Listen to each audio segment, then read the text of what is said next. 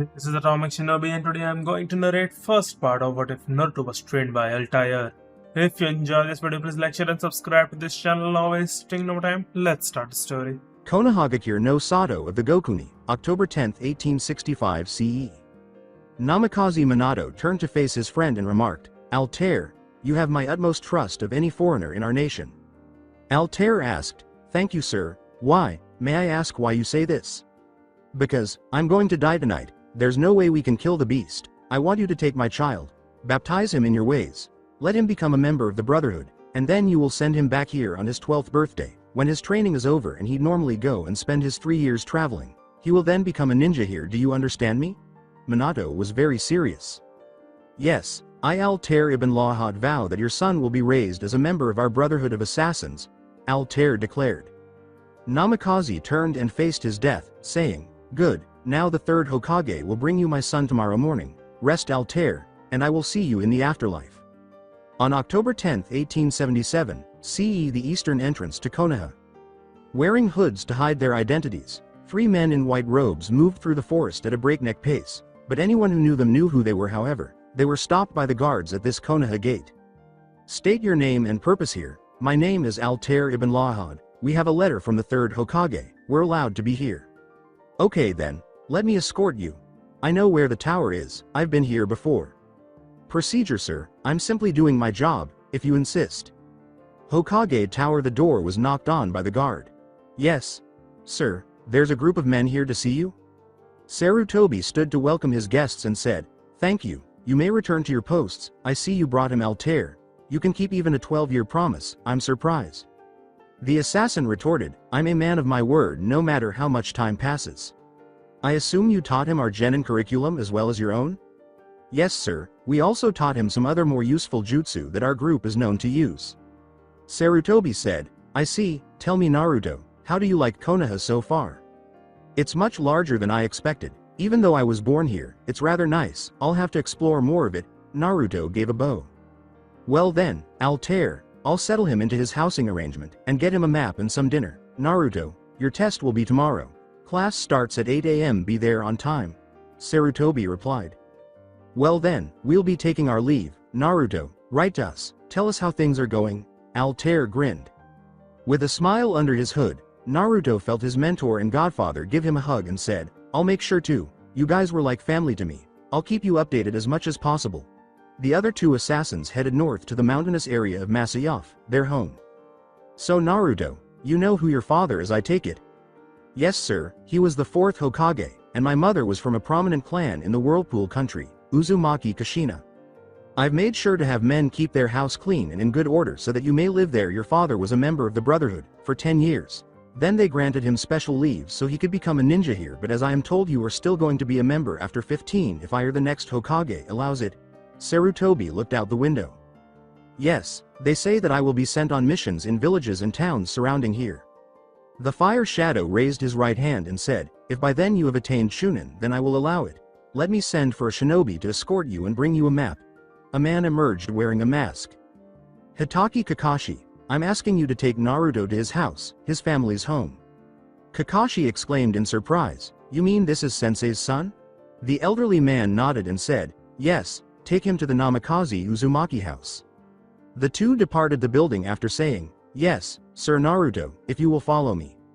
After arriving at the gate and passing through with the elder ninja who was escorting him, Naruto automatically locked it behind him using a key that the Hokage had given him. They ascended the path to a spacious home that was large by most people's standards but not particularly ostentatious. "So this will be my home? It seems like a lot of wasted space for me." "You can set up training rooms, you know, and have guests once you make some friends. My name is Hitaki Kakashi. I was a student to your father, the only surviving of the 3 of us. I notice you wear your Hite 8 over your left eye. This usually indicates a facial injury. Are you missing that eye?" asked Naruto. Naruto had spent years with men like him. The look in his eye indicated that he had killed countless men, and this one was dangerous. "I had it replaced, but with a special gift. If you are my student, then I'll show you in time. I'll be taking on a 3-man squad from the academy." "Thank you. Do you know of any good restaurants around here?" Kakashi said, "Yeah, do you like ramen? I'll pay for it." Naruto answered almost immediately, "It sounds good, but it's not my favorite. Let me go put my things down." After an hour or so of sitting in Ichiraku's ramen bar with Kakashi, Naruto finally took off his hood to show off his close-shaven blonde head, 3 marks on each cheek, and a single scar through his left eyebrow. They discussed a wide range of subjects, including Kakashi's experiences in the village's Special Forces unit, the Anbu, and the layout and history of Konoha. Naruto started to head home after the two finally parted ways. When he got there, he grabbed his backpack and went upstairs. He then turned right and went to the end of the hall, where he found the master bedroom. He started by taking off the double-edged sword he wore on his left side, which was customary in his brotherhood. He unbuttoned his cloak, which was buttoned to his sternum and then angled to his right hip. Both sides were open from the waist down, exposing brown pants and black boots. He had a killing knife on his right leg, and a retracting blade was on the bottom of his right gauntlet. The strap for his sword held numerous throwing knives. Under his cloak was a plain black t-shirt. Then he unbuckled his leather gauntlets, took them off, and placed them on the room's dresser. He took his shirt off, folded it up nicely, and put it beside his gauntlets. He placed this on his nightstand and clipped a small folding knife from the right pocket of his pants. Subsequently, he took out his murderous blade, which was secured to his boot by 2 straps. He also placed it on his bedside table. After taking off his boots, he placed them in front of his bed. He then took off his pants, folding them neatly on top of his shirt and cloak. After climbing into his bed, he fell asleep. At 6 a.m. the following day, Naruto got up and made his way to his bathroom, where he hastily got dressed, showered, and prepared himself. After locating the location designated Ninja Academy on the map he took from his backpack, he hurried out of his house in that direction. He arrived and scaled to floor 2, class 3, the room he was meant to be in. He entered and sat down in the back, next to a rather gloomy-looking boy wearing a navy blue shirt and raven-colored hair. This boy made a mental note but gave him no outward attention. Who is this guy? He moves differently than any genin or recruit, and he hides his signature remarkably well. Naruto whispered, "My name is Uzumaki Naruto, please stop staring at me." His neighbor was taken aback, but barely expressed it. "Uchiha Sasuke, I can tell it, you're strong, let's fight after these tests." Sasuke saw the retractable blade just millimeters away from his artery and said, "You'd die, I've already got my blade poised to cut your femoral artery." The blade had moved, but he had missed it. "What are you?" As the teacher entered, Naruto pulled back the blade and said, "Make sure you're not my enemy, that's all I'll say." "Students, we have a new member, please introduce yourself." No, Iruka was shocked by this, but she persisted. "We're going to do the genin tests today, Naruto. Because of your unwillingness to be polite, you're to go first, and we'll make your test in front of the class." Iruka laughed. Naruto got up and made his way to the front of the space. "What do I have to do?" "You have to make 3 normal bunshin, do the transformation jutsu, and demonstrate your kunai and shuriken ability." Naruto raised his hands and made the seal, producing the 3 copies of himself. "I don't have kunai or shuriken, only normal throwing knives. Normal bunshin are pointless. Let me show you the cage bunshin." He questioned, "What do we need to transform into?" He dispelled the clones and reverted to his white-robed self after me, instantly and collectively created the appropriate seals and changed into Iruka. Naruto inquired, "Where is the target?" Iruka paused in disbelief before straightening, still taken aback by the joint jutsu combination. Iruka told his assistant, "Mizuki, please bring the target out here, let's have the whole class test out here." Mizuki pulled out and positioned the human silhouette target. After standing where he was told to, Naruto suddenly positioned a knife in the middle of the target. Above the head he then placed 2 more knives so closely together that it might have appeared as though he had struck the same spot. Subsequently, he positioned 3 additional throwing knives dead center in the chest target. After approaching the silhouette, he took his knives from the target and inserted them into the appropriate slots. "Do I pass?" asked Naruto. Iruka took a moment to ask for an answer while he continued to stare at the target with his mouth open. He handed him the Hite 8 and said, "Yes, yes you do." He then asked him to sit down. Students gazed at him in astonishment and envy. Many female students wore outfits they typically reserved for Sasuke, the class heartthrob. In order to determine who passed and who failed, Naruto closely observed the tests. Overall, the majority of students passed, but many failed before leaving for his house. Naruto enjoyed the sunny day by lying outside. When he saw that someone was there, a girl with long pink hair, he extended his blade. Naruto sat up and turned to face his visitor, asking, "What do you want?" She smiled and said, "My name is Haruno Sakura, will you go on a date with me?" Naruto assumed she was trying to be charming. No, Naruto pulled his blade back, standing to his full 5-foot height, "and I'll tell you why." Naruto held up one finger and said, "You're trying too hard to be attractive, and judging by your chakra signature, not hard enough to be a ninja." He held up two more fingers and said, "I don't know you at all, you've not even seen my face without my hood, and you probably just want me because I passed with such a high score." He held up his third finger and said, "My final reason is because I don't like girls with long hair, if you were to cut it to about here." He put the edge of his hand at her neck, saying, "It would complement you much better." The following day, at the same time as the day before, Naruto reached the school building. A blonde girl approached him while he was seated in the back. He didn't even wait for her to introduce herself. "No, I will not go on a date with you." "What? Why?" she exclaimed. When Sasuke arrived, Naruto said, "Ask Sakura, she'll tell you." "Ah, my brooding friend.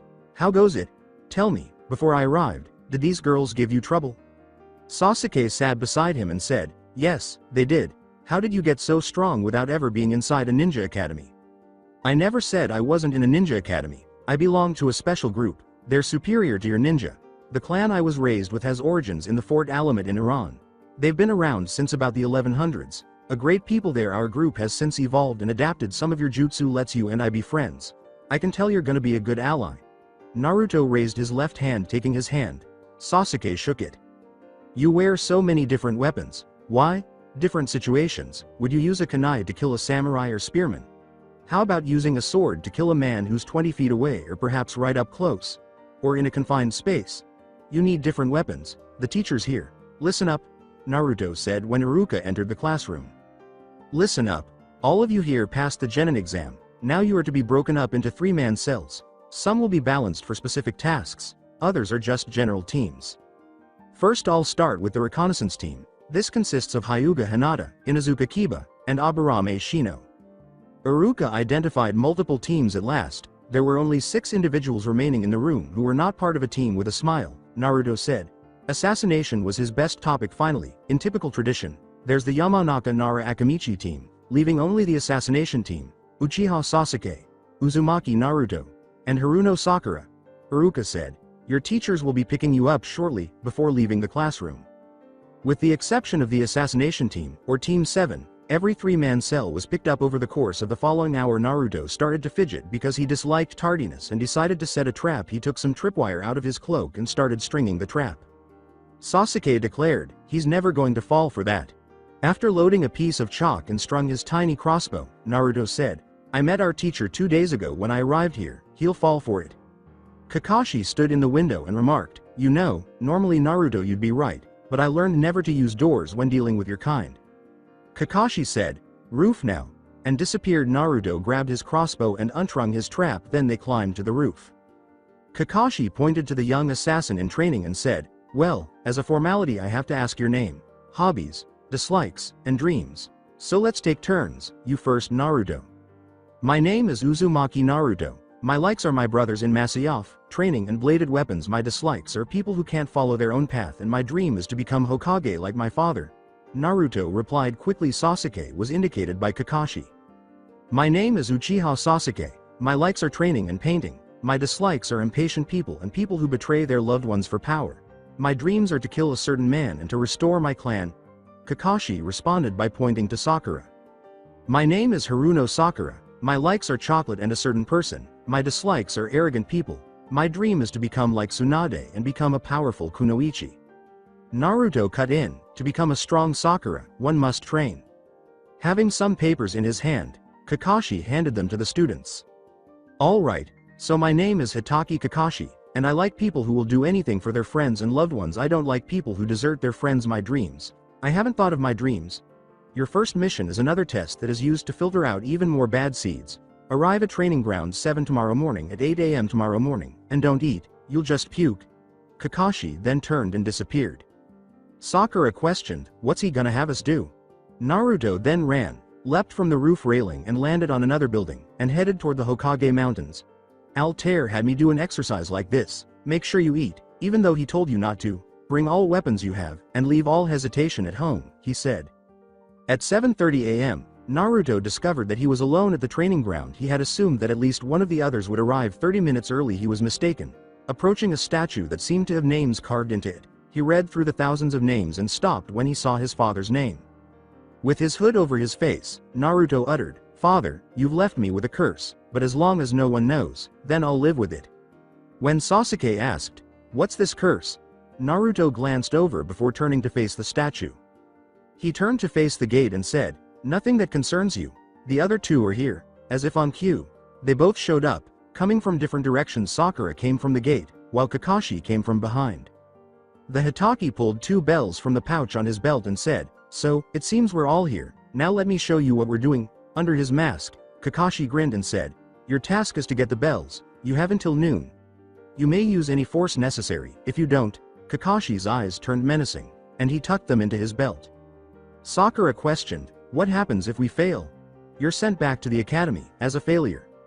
"That's impossible. Al-Tair told me that when I was assigned to a team, that there would be 3, and if it were 2 genin and a Chunin, then the formations would be unbalanced," said Naruto. Kakashi grinned and said, "Nope, we'll combine the surviving teams and use them. You have until noon. Go." The 3 swiftly vanished. Kakashi scratched his head while standing in the center of the clearing. A crossbow bolt flew straight above Kakashi's head, and he quickly ducked as it struck. "Those 3 have hidden themselves well. Naruto's no doubt around here somewhere. Sasuke will probably find him or challenge me alone.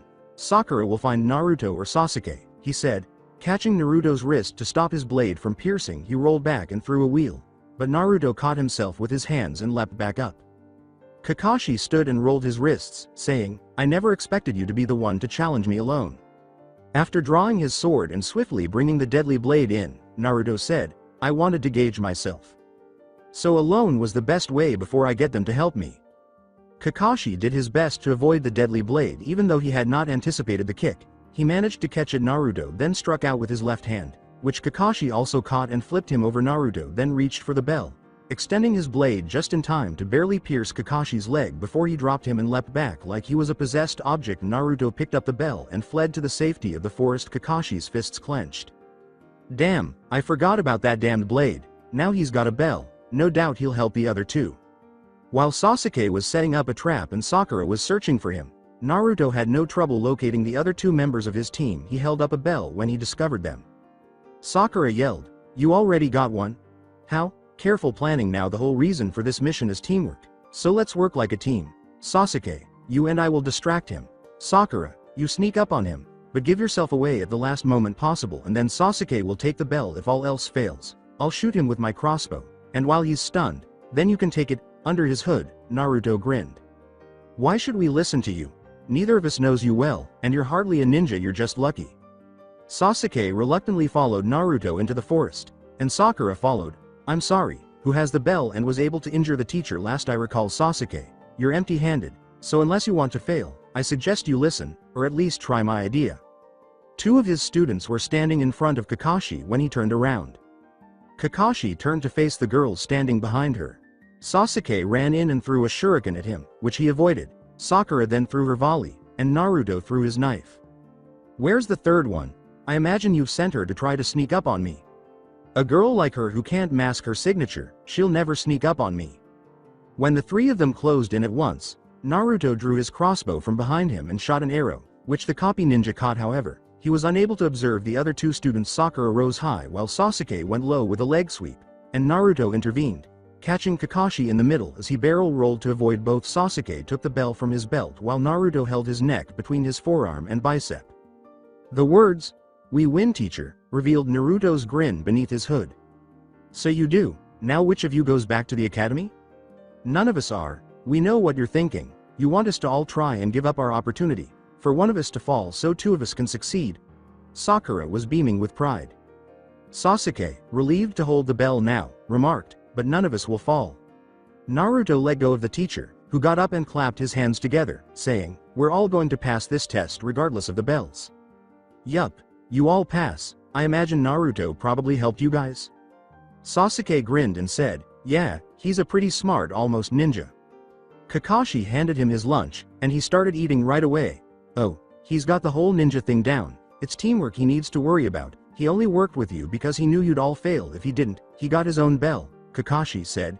"You've got great potential in this field, Naruto. Just remember that there are reasons we're in a team." "I've got no problem being in a team. Just put me with someone better," said Naruto. Pulling a kunai from his holster, Sasuke stood and asked, "You have no idea who the Uchiha clan was, do you?" Pulling out his killing knife, Naruto got to his feet. Sasuke charged at Naruto, who sidestepped and butted him with the handle of his knife. "I know who they are. Now tell me how, if they were supposedly so strong, how were they killed by a single of their own?" Sasuke said, "You let your emotions control you. As an assassin we have to learn to control our emotions. I imagine that your ninja are the same way, Kakashi?" Kakashi turned to face his pupil and said, "Sasuke, he's not your enemy. If he hurt me, then what do you think he'll do to you?" Sasuke dropped his knife, got to his feet, and gestured toward the assassin. "You and me are going to fight, no weapons, just our hands and feet." Sasuke was waiting. Naruto sheathed his knife and sat down to continue his lunch. "No, we're allies, we have to act as such. Don't let your anger and hate cloud your judgment, or I will kill you, even if it means losing my status as a ninja. I could always go back to Masyaf and be an assassin for them," he said, furious. Sasuke approached Naruto and slapped the bento out of his hand. Naruto, a few inches taller than Sasuke, rose to his feet. "You really want to fight?" After dropping Sasuke to the ground after slamming his palm into his chin, Naruto grabbed him by the arm, bent it behind his back, and placed his other arm around his neck. After that, Naruto pushed him forward and whispered into his ear, "You've got to lose the anger problems before I lose my patience. Unlike Itachi, I will kill you." Kakashi turned to his pupils. "I must say I'm disappointed in you, Naruto. You were just working with him and now you're making death threats. You need work in the teamwork section." After giving his teammates a nod, Naruto departed the grounds, saying, "I'll see you tomorrow, Kakashi." Sakura. Sakura, why is he so rude? He's never known his real parents, he's never lived in his homeland, and he was raised to feel nothing in order to be a more efficient killer. Kakashi touched his thigh, but I wonder if they made him too efficient. As Naruto ate his dinner, he kept thinking about Kakashi's movements. Although he didn't employ any techniques, his speed was so damned quick that it took all of his strength to barely nick his leg. Was this a Konoha power? He got out of the shower and started to pat himself dry when he heard a knock on the door. He hurried to stand and opened it to discover an odd ninja there. He knew that this was one of the village's Anbu special operations. The Anbu left after hearing the words, "The Hokage requests your presence at the tower. Please be there in 20 minutes. After grabbing his cloak, sword, and gauntlets, Naruto strapped and buckled his equipment. Naruto stood in front of the Fire Shadow's desk and said, "You asked me to be here, Hokage?" "Yes, it concerns your performance today. It appears that you and Sasuke had somewhat of a fight today, so in order to change that, I'm requiring that you allow him to move into your home and live with you until I tell you otherwise." "What? You can't, that's out of the question. I won't let him live in my house," Naruto screamed. Sharply commanding, "You will do it," Sarutobi stood and approached the young assassin. "I will tell Al-Tair of this, and if you kill him or fight with him one more time, I will see to it that you are never allowed to return to Masyaf and you will be banished and immediately marked as an A-class threat to this nation. Sasuke will be powerful with time. We need some way to keep him here. We think if you stay and befriend him, then he is more prone to stay." Naruto stared obstinately into his superior's eyes, giving in. Sarutobi handed him a piece of paper with the address of the Uchiha Manor and a description of the conditions. "Thank you. Now go to his house and help him pack his things. Here is his address." Standing in front of the enormous complex, Naruto saw that the door was rigged with a trap. He cautiously and silently scaled the wall, catching the door's seal, and then used it to gain momentum to scale the remaining portion on a subsequent attempt. Standing on the wall, he made his way to the main building's entrance. By following it, he knocked, stood waiting for the Uchiha, and waited until the door was answered. Then Sasuke spat, "What do you want?" "I've got orders that you are required by the Hokage to come live with me in my father's mansion over on the other side of town." "Who said this?" He gave Sasuke the paper and said, "The old man, it's all right here." After reading it, he returned the paper. "Fine, let me get my things, I'll be out in a few minutes. I was told to some help." When Sasuke opened the door, he said, "Whatever, it's not much, just my weapons and my clothes." Naruto strolled around and saw that, aside from a few pieces of furniture, there wasn't much in there. He followed Sasuke to his room, which had a weapon rack, a dresser, and a shelf with training manuals and scrolls. He took the weapons and started sliding them into a canvas sheet with slots for shuriken and kunai. He placed all of his spare clothes in the bag and got up. "Let's go." Upon reaching Naruto's residence, they entered and unlocked the door. "Welcome to the Namikaze Uzumaki mansion. It seems that since we're gonna be living together, we should at least try to get along, but if you don't want to, there's 2 kitchens, 4 bathrooms, 8 bedrooms and 5 training rooms, the obstacle course out back and lots of living rooms." Naruto looked at his new roommate. You need to make friends. Itachi probably told you some fucked up, hate more, shit. You need to hate less, be human, that's what will allow you to kill him. What do you know? I know what histories and still the world's best killers taught me. You must maintain calm at all times, that's what will allow you to act without a clouded mind. If you remember the hate, you will die. I understand that you hate him for your family. I never had a real family, so I'll never know your feelings. I do however understand the idea of hatred. You must learn to hate, but don't let the hate rule you. Let calm rule you and your instincts. I wanted to ask you, Kakashi said you never had a family. I wanted to know what happened to your mother. Naruto watched Sasuke's eyes widen as he sat on a couch and said, she died birthing me. My father, you know him as the fourth Hokage, died sealing that wretched beast the Kyuubi into my stomach. Naruto chuckled when he heard, I thought he killed it? Naruto got up and turned to face the stairs. It's late, let's get to bed, take any room you please. Naruto headed toward his bedroom. No, he didn't kill it. No human being can kill a demon, except Uchiha Madara, but he wasn't much of a human, he was kind of a demon in some sense.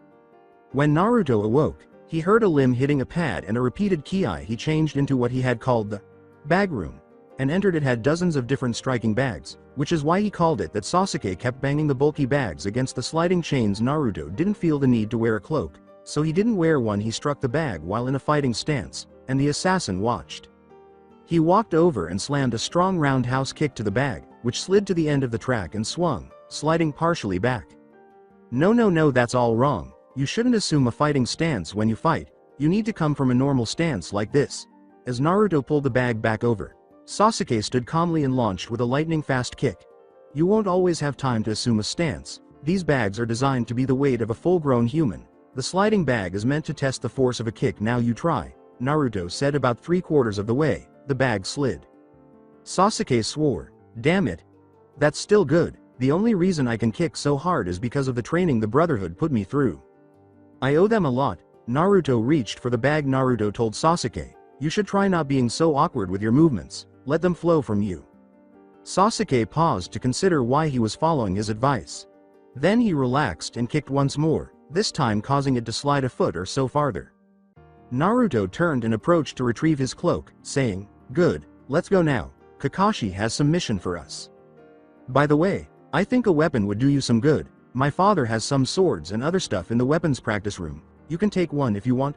Naruto entered his room, grabbed his cloak from the rack he had, and after putting it on, he took his sword off and placed it over the cloak. Once Sasuke had selected his weapon, he met him in front. You should look into some black or blue pants too. Shorts with a sword on your back looks weird, but it's your fashion sense. Sasuke questioned, why are you helping me so much? I don't know. Maybe it's just because I've got nothing better to do. Maybe it's because I want to try and befriend you. We should try and be friends since we're on the same team and in the same house. One of the 3 rules of the Brotherhood is, never compromise the Brotherhood. So I figure if we're friends that we won't fuck up our team. Naruto chuckled as he raised his hood. I don't need any friends. Sure you do. They're great to have. Especially if you want to kill your brother who's many times stronger than even Kakashi. He worked with Al-Tair once. Scary man he is. Naruto fled the house. What are the 3 rules anyway? Never compromise the Brotherhood, hide in plain sight in order to mask your intent, and never let your blade touch the flesh of an innocent. Naruto stated. Sasuke appeared to comprehend. After leaving the house, they went to the location that they had been told the day before. Sakura was there when they arrived, but there was no teacher. Naruto never used a tent because it slowed him down on his missions and made him more noticeable. His cloak was warm enough. He wore no pack, just his standard equipment, and a quiver of crossbow bolts on his right side. Murmuring to himself, Naruto asked, where is that damned man? Kakashi whispered in Naruto's ear, who? You should consider showing up on time. Kakashi. Well, I would have been on time, but there was a giant fish that jumped on shore from the river and I had to get it back into the river before it suffocated. Kakashi obviously told the truth. Sakura asked, well, what's our mission? Kakashi proposed, let's go find out, shall we? To get their mission, they made their way to the Hokage Tower. Naruto grinned and said, today, Team 7, we'd like you to retrieve a client, an architect who thinks he found an ancient ninja artifact and wants to sell it to us, but there may be bandits attacking him, but we don't think any more than that because only a bandit or shadow lord would want an artifact like that, so it's only a C-rank mission. This mission was similar to one of his mentor's first missions, but it went horribly wrong and he killed someone he wasn't supposed to. Kakashi was reading the mission outline when he said, okay, we head out in 2 hours. Get any gear you think you'll need for the trip. It looks like it'll be a 2 or 3 week mission." When Sasuke raised his voice, Naruto and he left for their home. "You really think I should get some pants?" "Yes, Sasuke, I think you should get pants. Do you want some pants?" Naruto replied. "Sure. Do you have any that I can wear until we get back?" They proceeded to the house, where Naruto went to get some pants for Sasuke, who wore shorts most of the time. "Yeah, I've got some you can wear. You need to get your stuff from the house anyway." They were just plain black trousers. 2 hours later, they made their way back to the gate, and Naruto had 5 days worth of rations. 2 for the journey there and back, plus an extra day just in case, in a small bag he slung over his shoulder under his crossbow and quiver. Additionally, he brought a flint, although he could use chakra to light fire. Most people could detect even the smallest chakra spike from miles away, so he preferred to use steel and flint. Both Sakura and Sasuke were fully outfitted as shinobi, and although Kakashi hadn't appeared yet, Naruto knew he would as soon as he spoke. He remarked mockingly, "Gee, I wonder where Kakashi could be." The words, "Me too," had come out of nowhere. Sakura asked, "Why do you do that, sensei?" Kakashi also wore a full pack. "Do what?" "Well, we're late, let's get on our ways."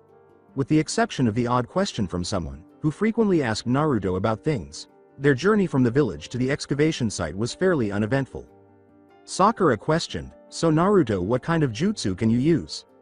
"Many you wouldn't know. My mentor Al-Tair would often make up new jutsu that I'd have to learn, and I'm not going to expose those unless I have to in battle." Naruto put his hand on his sword. "I prefer to use this or my other blades in combat. It gives me a feel that I can actually do something." "Are you saying that jutsu are useless and make someone incompetent in close combat?" Kakashi responded. "No, I'm saying that I prefer to use close weapons, not long-range jutsu." Naruto took a breath. "And my crossbow, I love this thing." Sakura questioned, "What if you were to lose all your weapons?" They weren't understanding him, so Naruto became frustrated. "Then I'd use jutsu, or empty-hand combat." Sasuke continued, "See, so even you have to use them."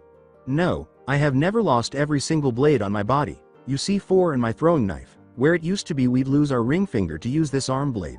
Now with the technology we can keep our fingers, and on the knuckle I have a seal that has a secret blade that will only be released when I give it the secret word and the proper amount of chakra." Naruto touched his hand.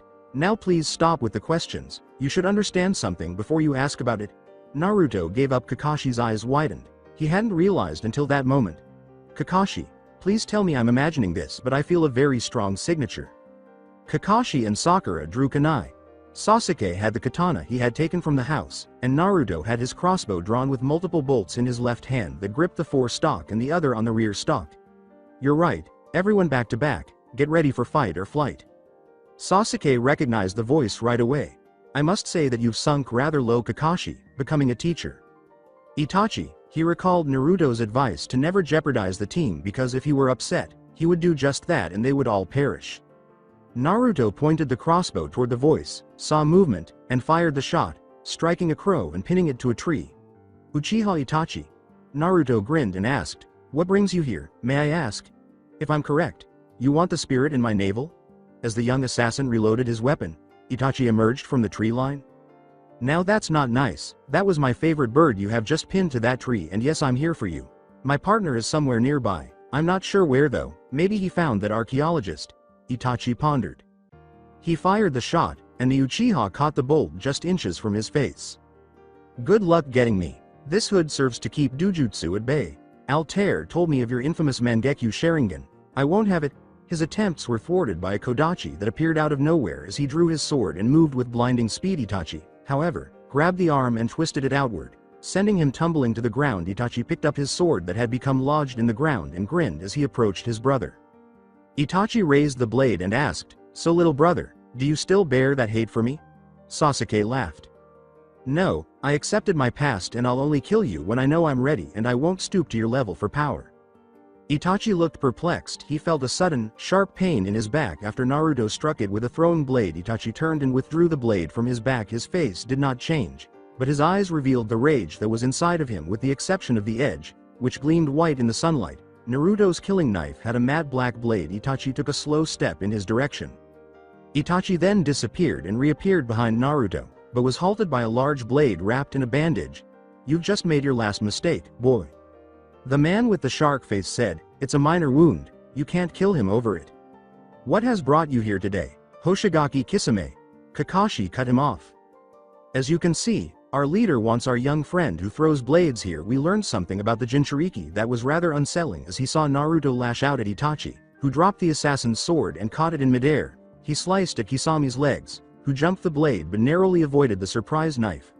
We wish to eliminate them before while harnessing the power of the Biju, Kisame said, flashing his sharp teeth with a smile. Itachi was rendered helpless by the Hitaki who held him at bay, so Naruto launched a barrage of kicks, sword strokes, and knife swings. He jumped back as the Shark Man swung his massive blade, stepped in, and launched his arm blade into Hoshigaki's ribs. The Akatsuki shrieked in pain as the blade went in between his ribs, and Naruto smirked and twisted, causing the ribs to separate. As Kisame fell victim to pain, Naruto delivered the fatal blow. He was extremely fortunate to be underestimated, or he would never have been able to kill Kisame. Itachi saw this happen and watched in horror. Naruto removed the head before he was kicked away with impressive force from the body, and he retrieved it and disappeared. Naruto sat up, feeling his ribs were broken, but 2 ribs for an S-class missing nin was as good a trade as he'd accept. To put it mildly, Naruto, that was incredible. You're much more skilled than I had assumed, and while Kisame was among the best, it appears he seriously underestimated you, Kakashi said, carefully picking up his pupil. I'm proud of you. The bounty is all yours. He never once used a jutsu. As unconsciousness overcame him, Naruto muttered, I'm glad I could be of help. When Naruto woke up, he instinctively flicked his wrist up to try to activate his arm blade. He saw that he was only wearing his brown pants and black shirt, and that his cloak and boots were neatly stacked next to him. His sword, gauntlets, knives, and crossbow were also neatly laid out and freshly cleaned. He hastily got dressed and left his room, leaving nothing behind. He heard activity to his left, so he went there and saw Sakura and Sasuke being tutored by Kakashi using a scroll. An elderly man, a younger woman, and a small child watched intently as he taught from this scroll. Kakashi looked up before speaking. Good, you're awake. How much time have I been asleep? With his seemingly long, dormant muscles flexed, Naruto asked. You may not have realized it, but you were moving faster than even I could hope to in just over 4 days, Kakashi went on. Many believed he was immortal because he was always leaving battles unharmed. No one had ever gotten that close, let alone hope to kill him at that range. Yeah, but obviously I'm not ready to move that fast yet. Clearly, where are my manners, Naruto? This is the architect Tsunade, his daughter Tsunami and her son Inari. Naruto looked at Sasuke and bowed slightly, saying, Nice to meet you all. I gave you a sword. Do you want to learn how to use it? Sasuke answered, Yes, but you're not in any shape to spar. You underestimate me. I just need to warm up and I'll be fine. Sasuke got up and said, Whatever, but it's not my fault if you get hurt. Let me see your blade. I'll teach you a jutsu that will allow you to dull your blade so we can fight with them without decapitating each other. Naruto said a few words in a language that was incomprehensible to all except those in the Brotherhood. His finger sparked at its tip, and then he ran it along the blade. The edge looked exactly the same, but it was no more useful as a piece of curved metal. The jutsu's name is Blade Duller. It's got no official seals, but the ones that will work are Dragon, Monkey, Board, then Tiger. Naruto drew his 2-edged hand and a half-sword and used the same jutsu. Now defend yourself. Naruto thrust his blade forward quickly. To have it parried, he went through strike after strike, landing one on his shoulder, his calf, and his ribs. Sasuke was doing okay for a beginner. Naruto stepped in and parried the blade, causing it to fly out of his hand, and then he put the point to his chin. Naruto smiled under his cloak. Dead. He picked up the blade he's knocked out of Sasuke's hand and handed it back to him. Why do you wield such an odd weapon? Sasuke inquired. You see, this sword has been used by the Brotherhood since their founding in Jerusalem. They brought it over from there and combined it with katana forging techniques to create an almost flawless sword. The assassin's muscles were waking up, and Sasuke was becoming accustomed to wielding a sword. Naruto started training Sasuke, and they battled for the entire afternoon until dinner. No single blade is perfect, but these are the closest thing to it. Kakashi laughed and said, Well, it seems you'll be nursing some new bruises, Sasuke. What is this Brotherhood you mentioned earlier, Naruto? Tsunami inquired. A gang of murderers, the finest ones. I can only tell you that. Naruto bit into the meal. How about the Akatsuki or the Anbu, or the 7 swordsmen of the mist? Tsunade inquired. Everyone has turned to us for assistance. I just killed a former Akatsuki member who was one of the 7. Thus, that demonstrates our superiority over the 3 of them. Naruto's speech was clear and concise. You tell lies. Gado's thugs could not be killed. Inari shouted. Inari stood up and stalked off as Naruto said, barely audible above a whisper, "Boy, take care what you say, I may lose my patience. You'll have to pardon him. Gato is quite notorious in this area and you're unaware of him on the outside. He appears to be a typical businessman, but on the inside, he controls some of the most potent mercenaries and assassins on the way back. You may encounter one or more of his men, particularly if he finds out about Kisami's passing." Tsunade stated, "His men murdered Inari's father. They also almost killed a lot of other people in our village. Why didn't the briefing warn us of this? Kakashi had suspected they might have been duped. We could have sent better men to protect you. We simply lack the funds. Only if someone purchases the artifacts my team finds will we be able to support our village. The majority of museums in all directions within the next 30 leagues purchase from us. However, the time between finds is typically months or years." "I'm sure Sarutobi-sensei understands," Naruto declared. "Even so, it is our duty to protect you. Once I master this blade I'll be able to fight even more efficiently than Naruto," Sasuke boasted. "Avoid overestimating yourself. I'm more than just a swordsman. But you do have potential also. I'm a lot faster than you." Naruto and Sasuke laughed a little earlier in their sparring session. They had made a joke about Sasuke being superior to Naruto, but they both knew who was superior. "When the convoy is prepared, we will depart in 5 days," Kakashi declared. "Until then, Sasuke will train with Naruto, and I'll take Sakura and train her in other techniques." They talked and enjoyed each other's company for the remainder of the day. Inari even came down and stayed for a while before going outside and sitting on the porch stairs, and Kakashi later joined him.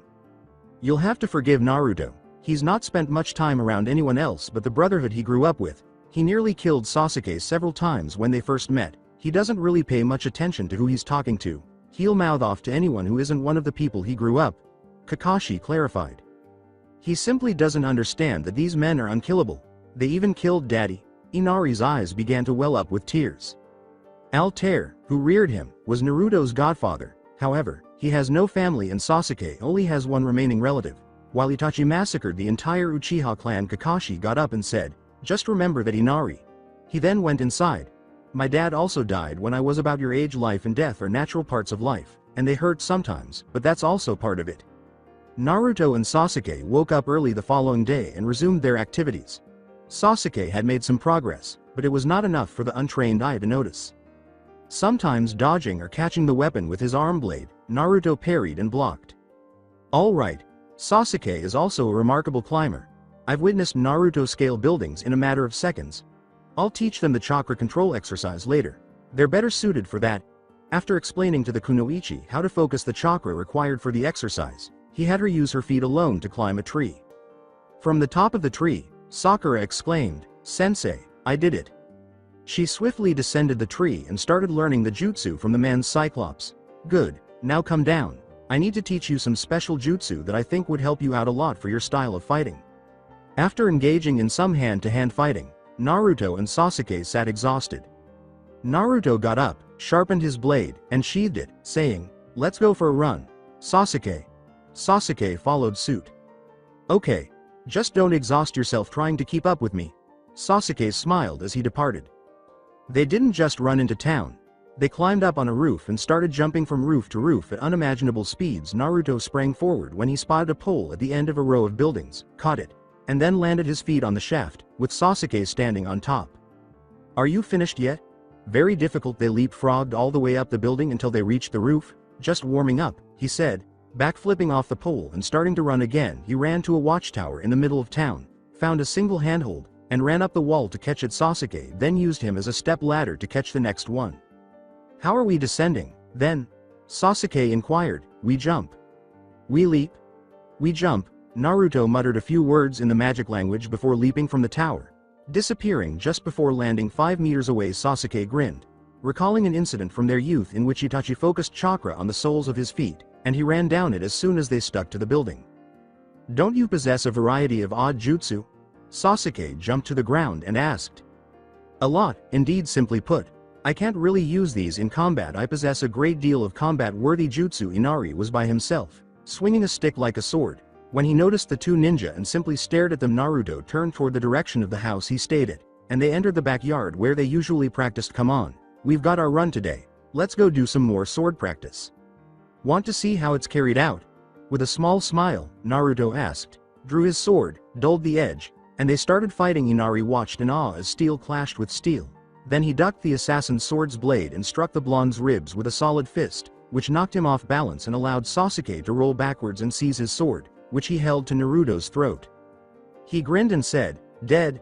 You finally got me. I'd be dead if you had one of these here," Naruto said, pointing to his arm blade. "We'll be using more than just swords from now on, so Sasuke, if you want a knife, go buy one in town so we can practice with it as well. I really don't want you to use the arm blade, it's our trademark in the Brotherhood, but I'm sure Kakashi knows a jutsu that can emulate it." Naruto sheathed it and sharpened his edge once more. "I've got to go shave my head again, it's been a few weeks since I last did, I'll see you at dinner." Naruto entered the house and stood in the bathroom. He took out his small pocket knife, sharpened it a little, got some shaving gel out of his pack, and applied it to his head. He then proceeded to slide the blade along his head, removing gel and scruffy hair from the top of his head, rinsed the blade in the sink, and repeated the process until all of the hair was gone. "Al-Tair, I'm sorry I haven't been able to write you yet, I'll write as soon as I get home. I hope all is well with you." Naruto cleaned his blade, felt the tattoo on his scalp from the Brotherhood, and then raised his hood. He had awakened the Sharingan, and Sasuke sat in his room thinking. Today it seemed like Naruto was slower, like he could predict his moves. He concentrated on his eyes, trying to push chakra into them, and he saw chakra signatures throughout the house. Identifying each one, he then looked in the mirror and saw that his iris was red, with two flame-like marks around the pupil. Sakura was doing something with Kakashi, as they had been doing for the past few days, and Naruto and Sasuke spent the day practicing their blades. Naruto stopped the training with Sasuke early because he wanted to see what was going on. Naruto and Sasuke had developed a strong friendship over the swordplay lessons that Naruto was teaching his housemate. They also practiced with daggers. Though much less, Tsunade informed them that they would be traveling to Konoha the day after next, so they packed their belongings. Naruto undulled his blade and sheathed it, saying, "Sasuke, let's go find out what's going on with Sakura and Kakashi." Sasuke imitated his friend, and they recalled seeing the rest of his team walk northeast. They followed the path into the forest, where they saw Sakura strike a tree with a large dent in it. A conditioning used for styles like karate. He grinned, sensing that her chakra had also grown. A knife struck the tree next to him. Kakashi declared, "Naruto, stop sneaking around where you don't need to." Naruto and Sasuke both smiled as they left. "So you've been teaching her how to fight with a handgun?" Naruto inquired. "Yes. Among other things, let's see how proficient you were with that dagger." Sakura, using the jutsu that Naruto had demonstrated to him. Sakura reached behind her and performed a tanto. Sasuke grinned, pulled out the one-edged dagger he had received from Naruto, followed suit, and moved forward. Sakura held her knife in her right hand and her dagger in her left. Naruto had taught him how to wield both his sword and his dagger with his offhand, so he held it in reverse grip. He stepped forward, ducked under the first thrust, and lashed out with the knife's butt. Sakura put her hand out to intercept the pommel, dropping her blade down, narrowly missing Sasuke. He waited for her to stand, then flipped his dagger in a forward grip, assuming a position similar to hers. She stepped in, then dropped, to attempt a leg sweep, but Sasuke jumped over the leg, slashing downward only to have her roll back as she stood. Sasuke lunged and knocked the wind from her with an open hand strike, knocking her to one knee. As he helped her up, he sheathed and re-edged his blade, saying, "Dead? But you've improved a great deal. I remember watching you use the tanto in the academy. You were terrible at it." Sakura blushed a little when she heard the compliment. "Thank you, Sasuke. Naruto has also helped you a lot." Kakashi appeared somewhat interested in the conversation, saying, "Naruto also taught me a great deal of empty-hand fighting. Early on I kept losing my sword, so he showed me how to get inside someone's range and take them down from there." They were acting more like a team than they had been when Naruto would have killed Sasuke, as he had been teaching Sakura about chakra control, how to use the Kodachi and Tanto, and several jutsu. She had an affinity for water jutsu, which weren't his best, but he still knew a lot because of his time in the Anbu. "What sort of jutsu do you employ, Naruto?" Kakashi asked. "Fire and wind are my best, however, I can utilize a variety of other ones," he answered. "I see." Naruto's eyes widened abruptly as he became aware of an irregularity. Naruto turned and started running toward the house at his unusual speed, saying, "Sir, we need to get back to the house, something doesn't seem right." When they got there, they heard Tsunade's daughter Tsunade scream, saw the door cut to ribbons, and he drew his sword before entering the courtyard. When Naruto ran, he saw two men brandishing katanas. One of them had Tsunade's hair. "Release her." When the samurai placed his tanto against her neck, Naruto took a step forward but stopped. So, this is one of the Konoha ninja that Tsunade employed, isn't it? After nodding to his friend, he took his tanto off Tsunade's neck and pulled out his sword as the two men charged at him. He dodged the overheard blow and used his arm blade to impale one of them, instantly killing him. He then pushed the body toward his other adversary before advancing and using his sword to cut the man down. He cleaned his sword and then approached Tsunade. "Are you all right, ma'am?" he inquired courteously. "Yes, and sure that father and Inari are doing well. The others are on it, in a different area of the house."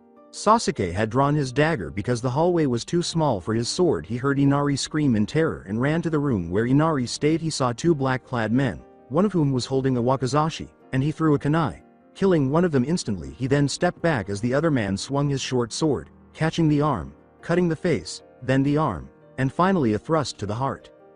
After walking back to where Tsunade would have his tea, Sakura and Kakashi noticed that he was surrounded by several men. Sakura threw two shuriken, one of which struck a man's chest and the other hit nothing. Taking advantage of the distraction, they quickly moved in, with Sakura grabbing Tsunade and leaving as Kakashi removed all danger. Everyone gathered in the house's courtyard. Who were these men, Kakashi? As the convoy came down the road, Kakashi said, "Just some thugs hired no doubt by men who wish to kill Tsunade and get his artifact. Everyone, grab your stuff, we're heading out." They all went to their separate rooms and collected their bags, and when everyone got back, they set out towards Konoha. Since the expedition was only going to last 2 days, it wouldn't take long.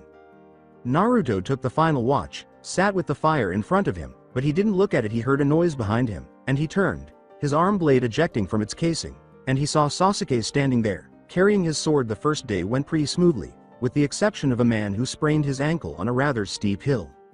Naruto closed his deadly companion and said, "Sasuke, you can sleep for another hour, we don't leave until sunset."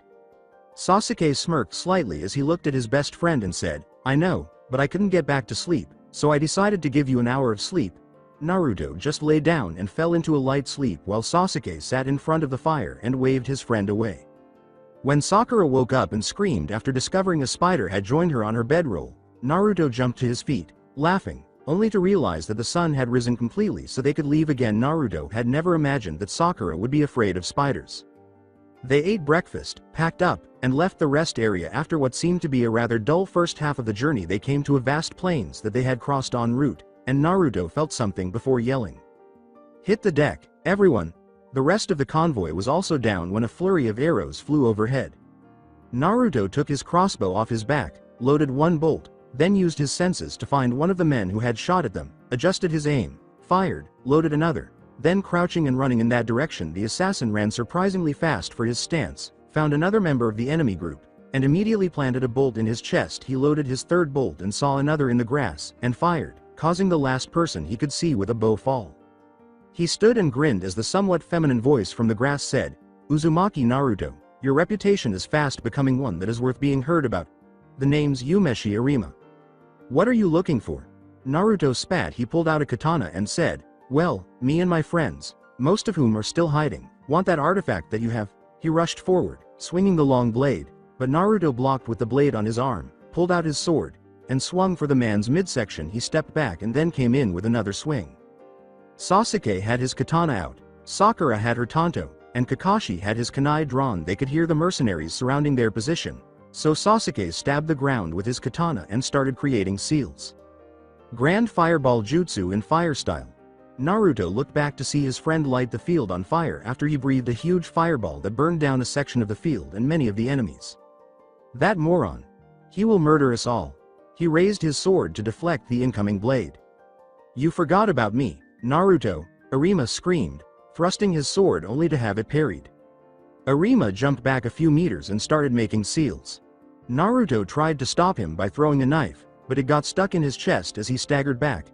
Naruto intervened and hit the man with a barrage of sword swings, only to discover that his defense was extremely well prepared. Kakashi killed the enemies with the deadly efficiency that one could expect from the Anbu, while also keeping an eye on Sakura and Sasuke's back. The three of them protected each other and the archaeologists while fending the horded thugs.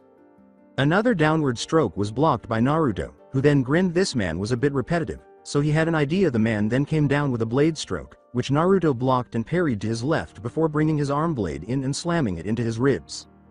After turning the blade and drawing it out, Naruto said, You fought me too long for your repetitive style to be of any use to you, Rima. He then hurried to assist his friends, throwing knives into the crowd, killing men as he went, and then cutting a path through the center with his sword. Naruto was particularly worn out after the battle, and Kakashi turned to face the man Naruto had slain. I know I promised you Kisami's bounty, Naruto, but you just earned an additional 10,000 Ryu. Yumeshi is one of the strongest Ronin in the country, so you might be able to give your sensei a few thousand Ryu? Kakashi chuckled mockingly, pointing out that Naruto had earned more than 100,000 Ryu in a single mission. Well, I don't care. Take the money from this guy. After killing the man, Naruto decapitated him, leaving him with 2 heads to take home. I never had much use for a whole mess of money. You're very fortunate. Naruto, how did you kill 2 wanted men in a single mission? Sakura inquired. Naruto cleaned his blades of the blood and sheathed them, saying, Al-Tair and the Brotherhood never once took my training lightly. Your ninja training pales in comparison to our assassin training. They were less than 10 miles from home, allowing Naruto to pick up his meager fortune shortly. A little distance away, after explaining that Naruto had killed his partner, Itachi was knelt before his leader and requested a new one. You claim that he is an expert with swords and other close combat techniques? The leader asked in a disinterested tone. Yes, sir, he seems to use a lot of weapon-based arts. He used the arm blade I mentioned to kill Kisame at close range and unnerved me with a throwing knife. After that, we'll need someone who employs the opposite Satsuki. Pain let out a bark. Yes, sir. It was a female voice.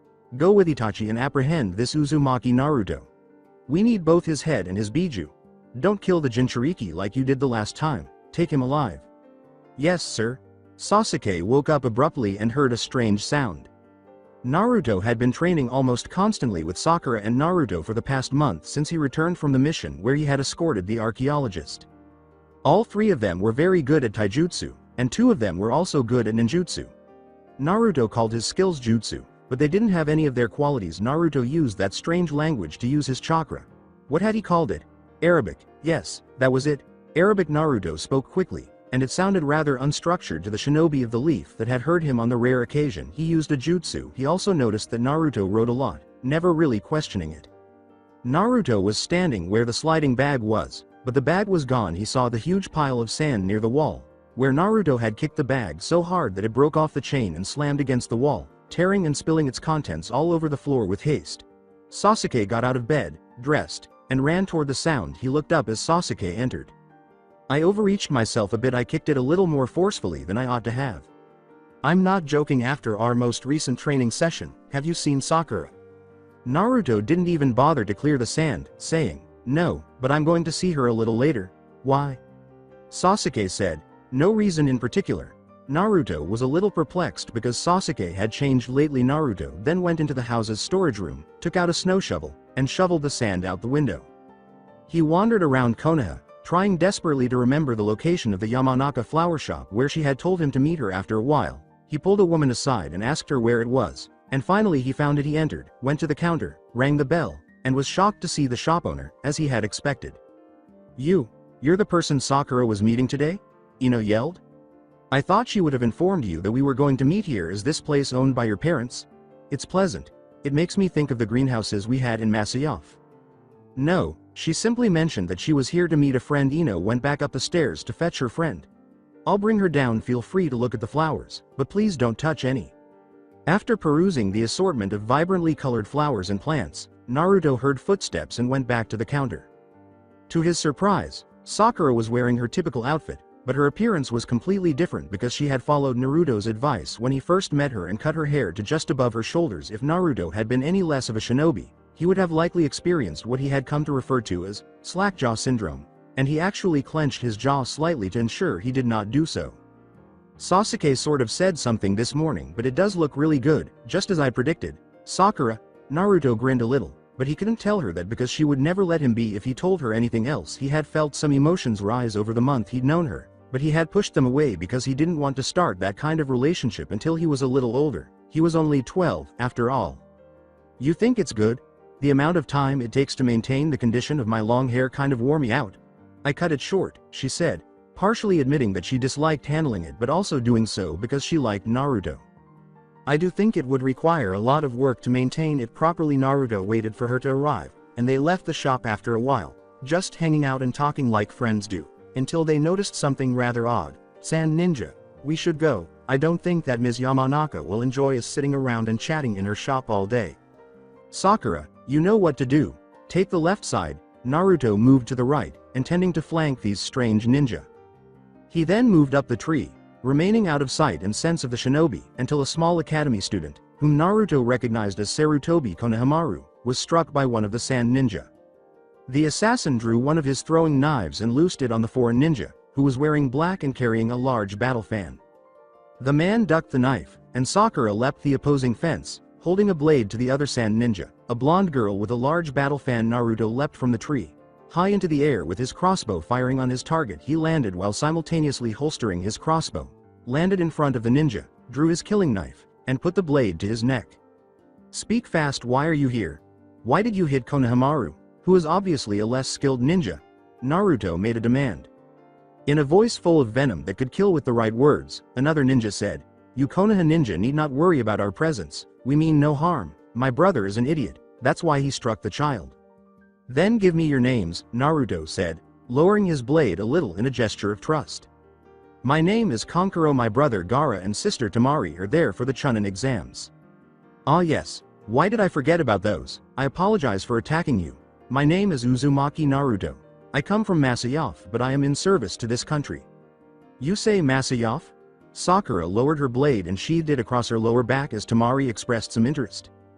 "Yes, my father had me raised there when he passed." "You are the son of whom?" Gaara inquired, and Naruto gestured toward the mountaintop carving of his father's face.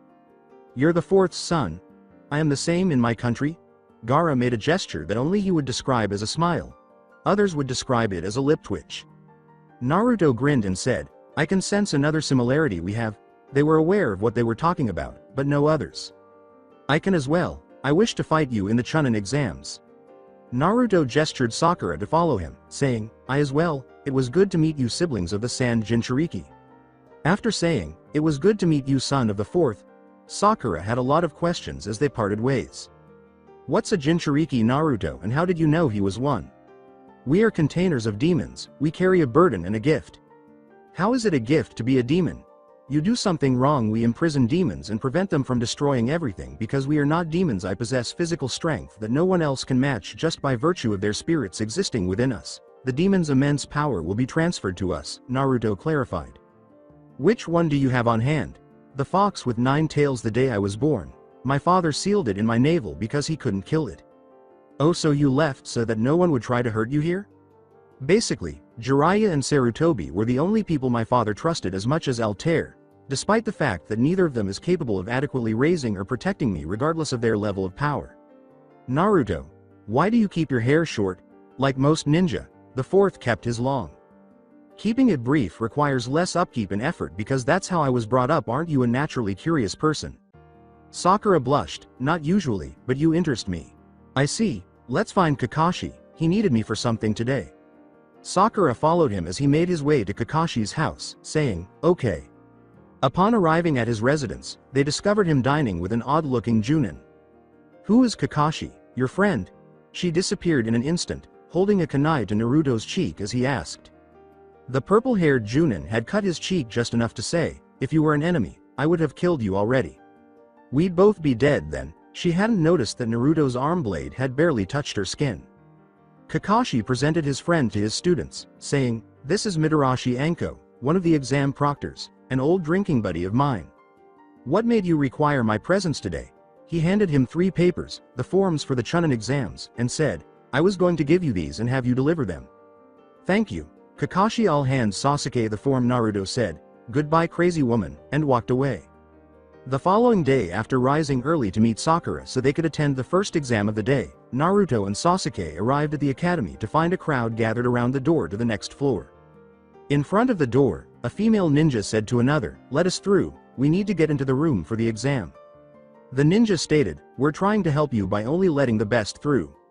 Obviously you don't excel in genjutsu. Look out the windows, people. We're only 2 floors up, plus you'd have to be an idiot to not notice the obvious signs of a poor genjutsu." Naruto came forward.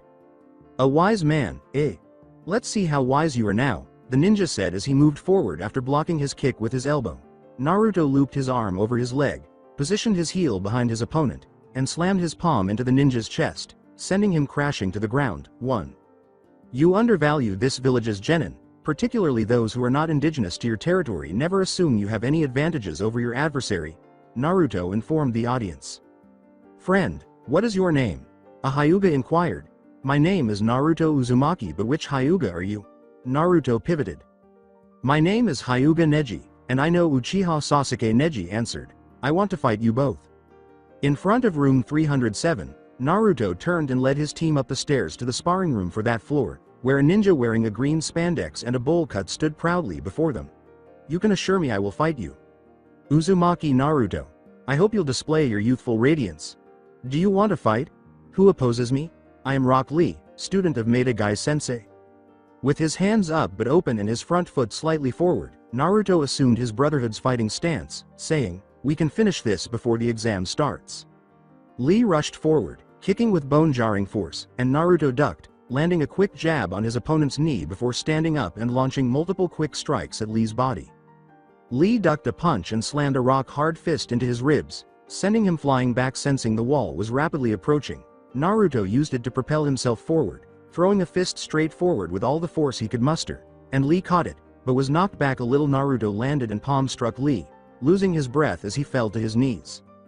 As he extended a hand, Lee accepted it, saying, you fight well, Rock Lee. I am lucky to have fought you.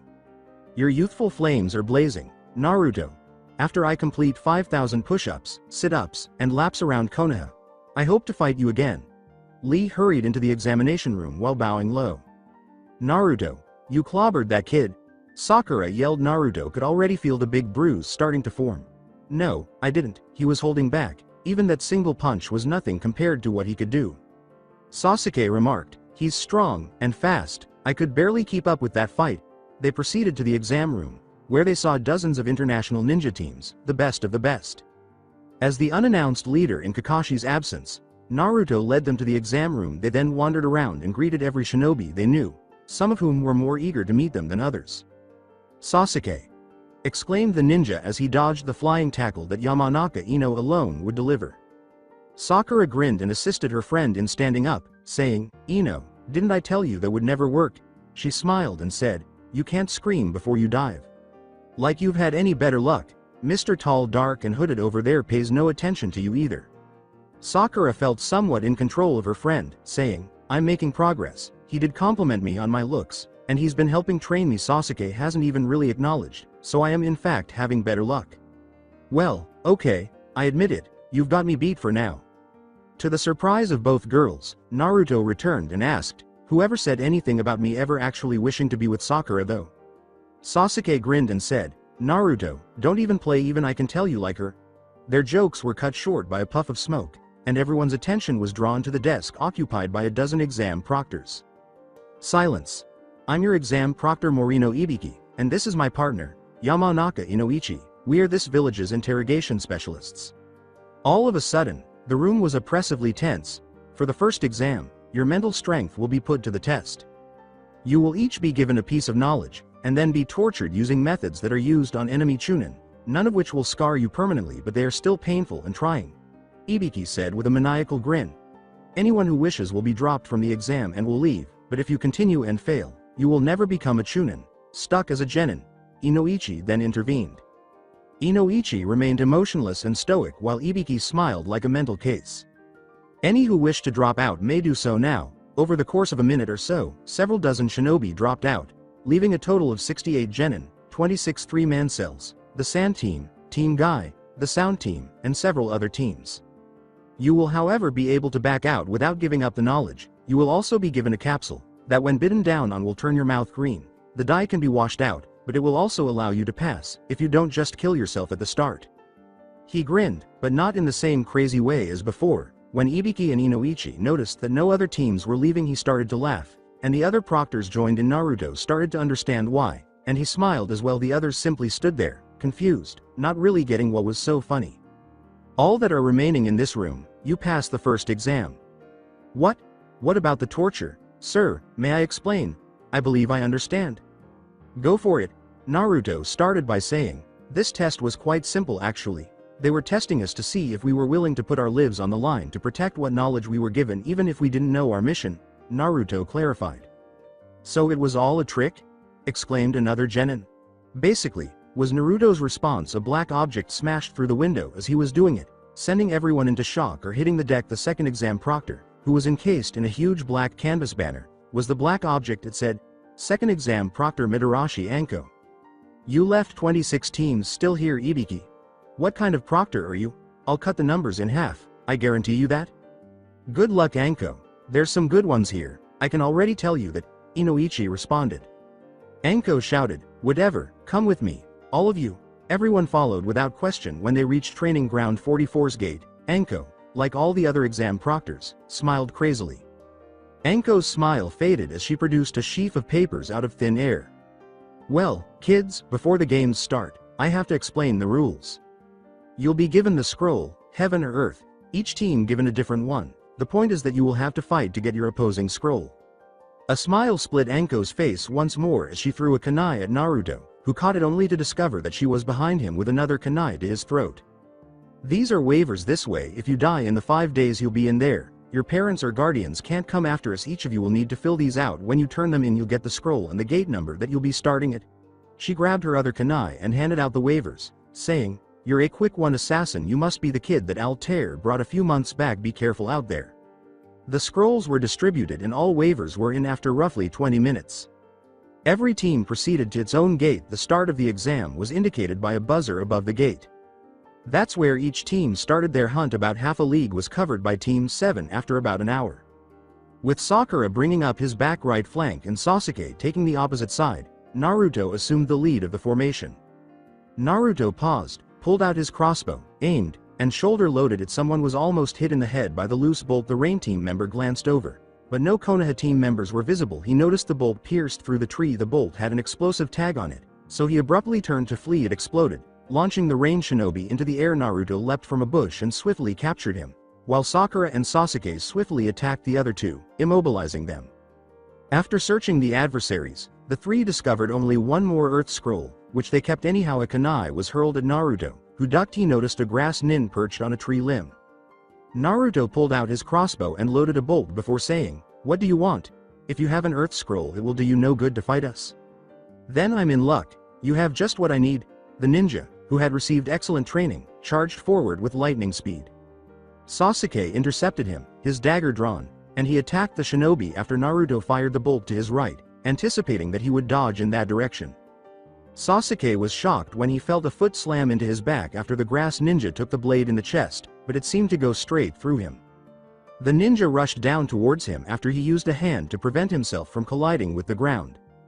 After taking her cue to attack by throwing a kunai, Sakura immediately followed through with a tanto and leapt, launching a kick that was caught but only served to divert the grass nin from Naruto's throwing knife and Sasuke's rising thrust, which went straight up the enemy's back. Sasuke had already started creating the seals to destroy the enemy's position when the grass nin surprised them with a Kawarimi no Jutsu.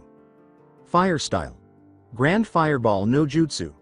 Sasuke exhaled a massive ball of flame exactly where he thought the ninja were. However, the ninja moved on Sakura's position, which Naruto had guarded. He rushed in with his sword and launched an attack on the adversary. As the body dropped to its knees, he severed the man's head. They ran straight to the middle of the forest. After searching the body and finding their scroll they started, but the grass nin's friends stopped them. They were in front of the two, one with a katana and the other with simple ninja equipment. The swordsman pulled out his blade and said, "You killed our friend, now you'll die." After advancing to take that shinobi's hand, Naruto pulled out a half sword and assumed a sword fighting stance. All he said was, "Come." The grass shinobi sprang forward, his movements telegraphed to Naruto's trained eye as he swung his katana. The shinobi exploded into flames as the assassin blocked and parried, slamming his fist into the enemy's face and knocking him back. Then, he muttered something in Arabic. When the other shinobi realized what had happened to his comrade, they started to flee. Naruto pulled out his crossbow and shot the enemy in the back with the loaded bolt. As the enemy fell, he loaded another and stored it. Sakura questioned, "Why'd you kill him even though he ran away?" "Because he was a coward. The other one fought to his death, trying to avenge his friend. This one ran away. He didn't deserve to be a shinobi," replied Naruto. Sasuke remarked, "I thought you didn't use jutsu, you just used one." "I said I usually don't like to, but I wanted to end it quickly. The faster we arrive at the tower the better." Replied Naruto. They headed for the tower after Sasuke gave a silent, "Oh." nod. They continued running for an additional hour, only pausing to retrieve some lunch from the river. It took roughly 2 hours to catch the 6 fish, 2 for each, prepare and cook them, and then consume them in the end. The trip to the tower took 5 hours. After reading the framed message, they concluded that it was time to open the scrolls. They started to emit smoke, which Sakura recognized as a summoning jutsu. They dropped them and took a step back. Kakashi showed up on top of the scrolls. Kakashi grinned under his mask, an unseen gesture that his team was able to identify by the faint furrowing of the skin around his eyes. "Hey guys, you made very good progress. Only the sand team are here other than you." Sasuke gave him the credit, but Naruto was honest when he said, "That's thanks to Naruto mostly. He found the grass ninja that had our other scroll." Naruto's smile was visible under his hood, but it was slightly obscured. "No, we all had a big part to play. I wouldn't have been able to take that guy and his friends by myself. It's thanks to all of us that we passed." "Then you have no doubt learned the value of teamwork in the field?" Sakura said. "Yes, sensei, we have." Kakashi addressed his team in a tone that was different from his usual lazy drawl. "Then you have done well.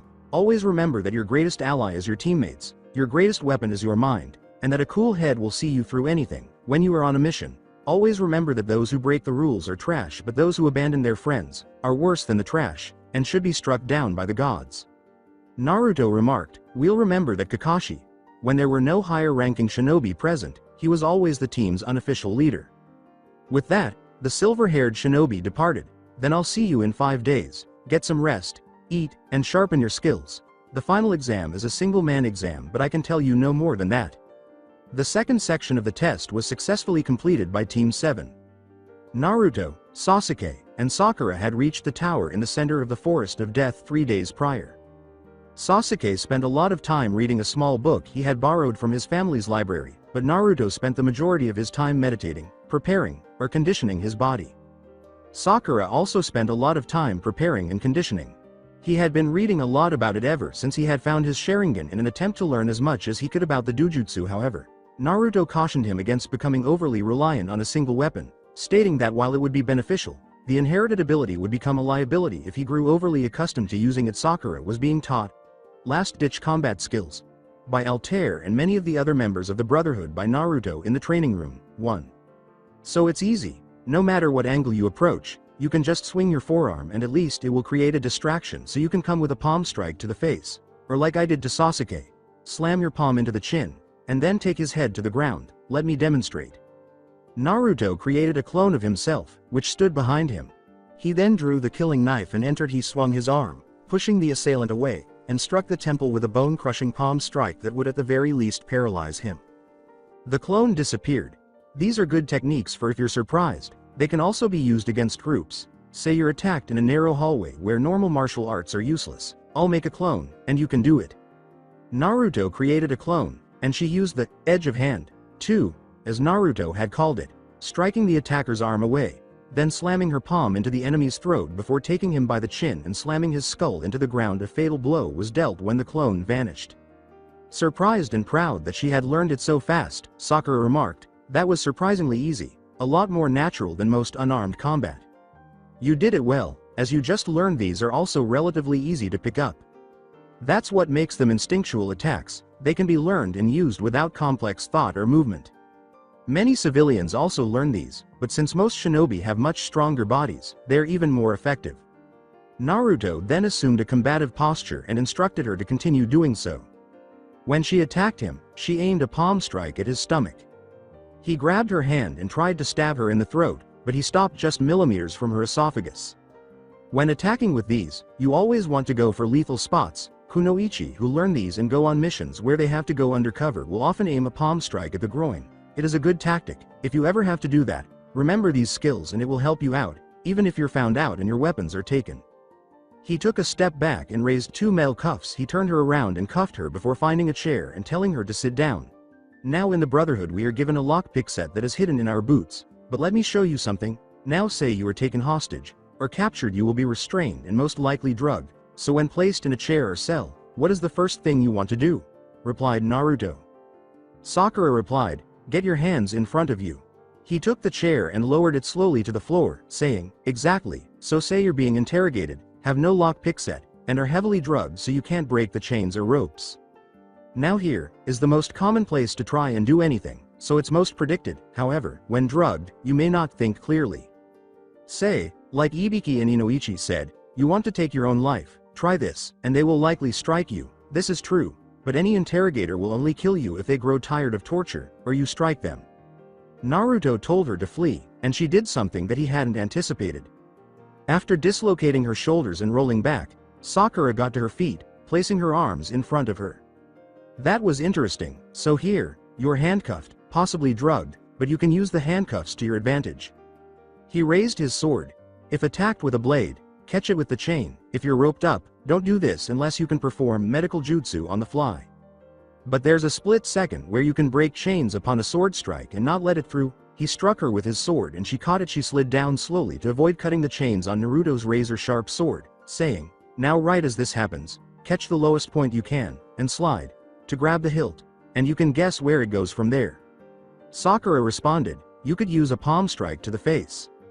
Naruto took off the handcuffs and made multiple cuffs. Exactly, now if you're outnumbered, and have already taken out the sword wielder, you can use the pivoting motion to deliver a pretty damn powerful kick, which Al-Tair's friend Hassan nicknamed the whip kick, because it only uses centrifugal force. Now here's the motion. You've attacked one man, disabling him, and turn, swinging a leg low, for the knees or ankles. He struck one with his palm and moved right away to capture another, slamming his skull into the ground with the momentum of the already falling clone after swinging his leg into the knee. Sakura observed, "Again, that looks deceptively simple." After one of Naruto's two remaining clones attacked her from the front, she used the palm strike to hit the clone's throat, crushing his windpipe. Then she turned and swung her foot to hit her other enemy's knee, palming the clone's skull into the ground. That's how it's supposed to be, simple, effective and efficient. Try this one and that'll be it for now. It's about dinner time. That's just how it's done. The reason I have you finish with the chin jab as it's called is because by taking the chin and driving the head into the ground you can kill with minimum energy and it uses massive force. Plus our clan uses these arm blades, so if we don't slam them into the ground it pierces soft flesh. Naruto clarified. Sakura smiled proudly, having grown into such a powerful kunoichi since Naruto encouraged her to take her training seriously. She surprised him by standing up and giving him a hug. She departed after saying, "Thank you Naruto, you've helped me so much." Naruto was left to consider what had just transpired. He just walked thoughtfully to the dining hall. After 2 days, the Sand team, the Sound team, the entire Rookie 9, Team Guy, and one Konoha team that Naruto had never really given a damn about all finished. A total of 18 were summoned to the stadium, where the Hokage, Mitarashi Anko, some eerily spectral Chunin swordsmen, and all of the Chunin sensei were gathered. The students stood in 3 rows of 6, listening to the Hokage's tirade about how the Chunin exams were intended to be a substitute for War Gecko. Hayate, a sickly-looking Chunin, eventually took over the speaking role from him. Hayate permitted people to withdraw, and Yakushi Kabuto chose to do so, stating that he felt rather ill. "Well, as you may know, we've only got 10 positions available for the finals of the exam. We need to have these preliminaries to eliminate those who won't be able to fit in the roster. Anyone who doesn't feel able to participate may back out now. You will be disqualified." Hayate waited, and sure enough, 2 names appeared. "All right, no one else then? You'll be paired with your opponent randomly. Both names will appear on that reader board. The first battle should appear in a moment. Akado Yoroi versus Uchiha Sasuke." He gestured to the upper level of the stadium and said, "All right, now if you'll both come to the middle, the rest of the contestants will wait until their turn up there." Sasuke grinned. His opponent seemed powerful. Hayate coughed shortly after saying, "You may start whenever you feel ready." When Yoroi rushed forward and delivered a single blow, Sasuke turned his head and drew his sword, slamming the pommel into the shinobi's ribs. He took a step back and drew it with a Batu jutsu. Yoroi leapt back, only to be struck by Sasuke again from below with an unreadable blow. It was then that he realized Sasuke had created a shadow clone that had attacked him from behind and was holding its knife to his throat. The winner is Uchiha Sasuke, who would win due to slit throat if he felt the need to kill his enemy, announced Hayate. The next pair is Zaku Abumi versus Shino Aburame. When Shino filled Zaku's arms with his Kakaichu bugs, he blew them off, ending the battle. Tsurugi Masumi was beaten by Konkaru, who used his puppets to choke him out. Yamanaka Ino versus Haruno Sakura. Sakura smiled. At last, she could show her friend that she was capable of defeating her. Their rivalry had always been present, and they would engage in intense competition when they were active shinobi. With confidence, Ino said, "So forehead, I hope you're ready to get your ass handed to you. Naruto burst out laughing after glancing at him. One of her teammates, Shikamaru, raised his voice. What's so funny, Uzumaki? She really thinks she can beat Sakura. I've taught her some of my best close quarters fighting with both bare hands and blades. Kakashi as well, but he's also been teaching her a library of jutsu. Ino's going to get obliterated. I don't think so. Ino's got her tricks. You play chess, don't you? Yes. Think of it as putting only a pawn against a full set of other pieces, though Sakura will likely only use taijutsu. I see, she's improved that much? I've seen to it. Shikamaru simply watched and said, then I hope that Ino isn't slaughtered.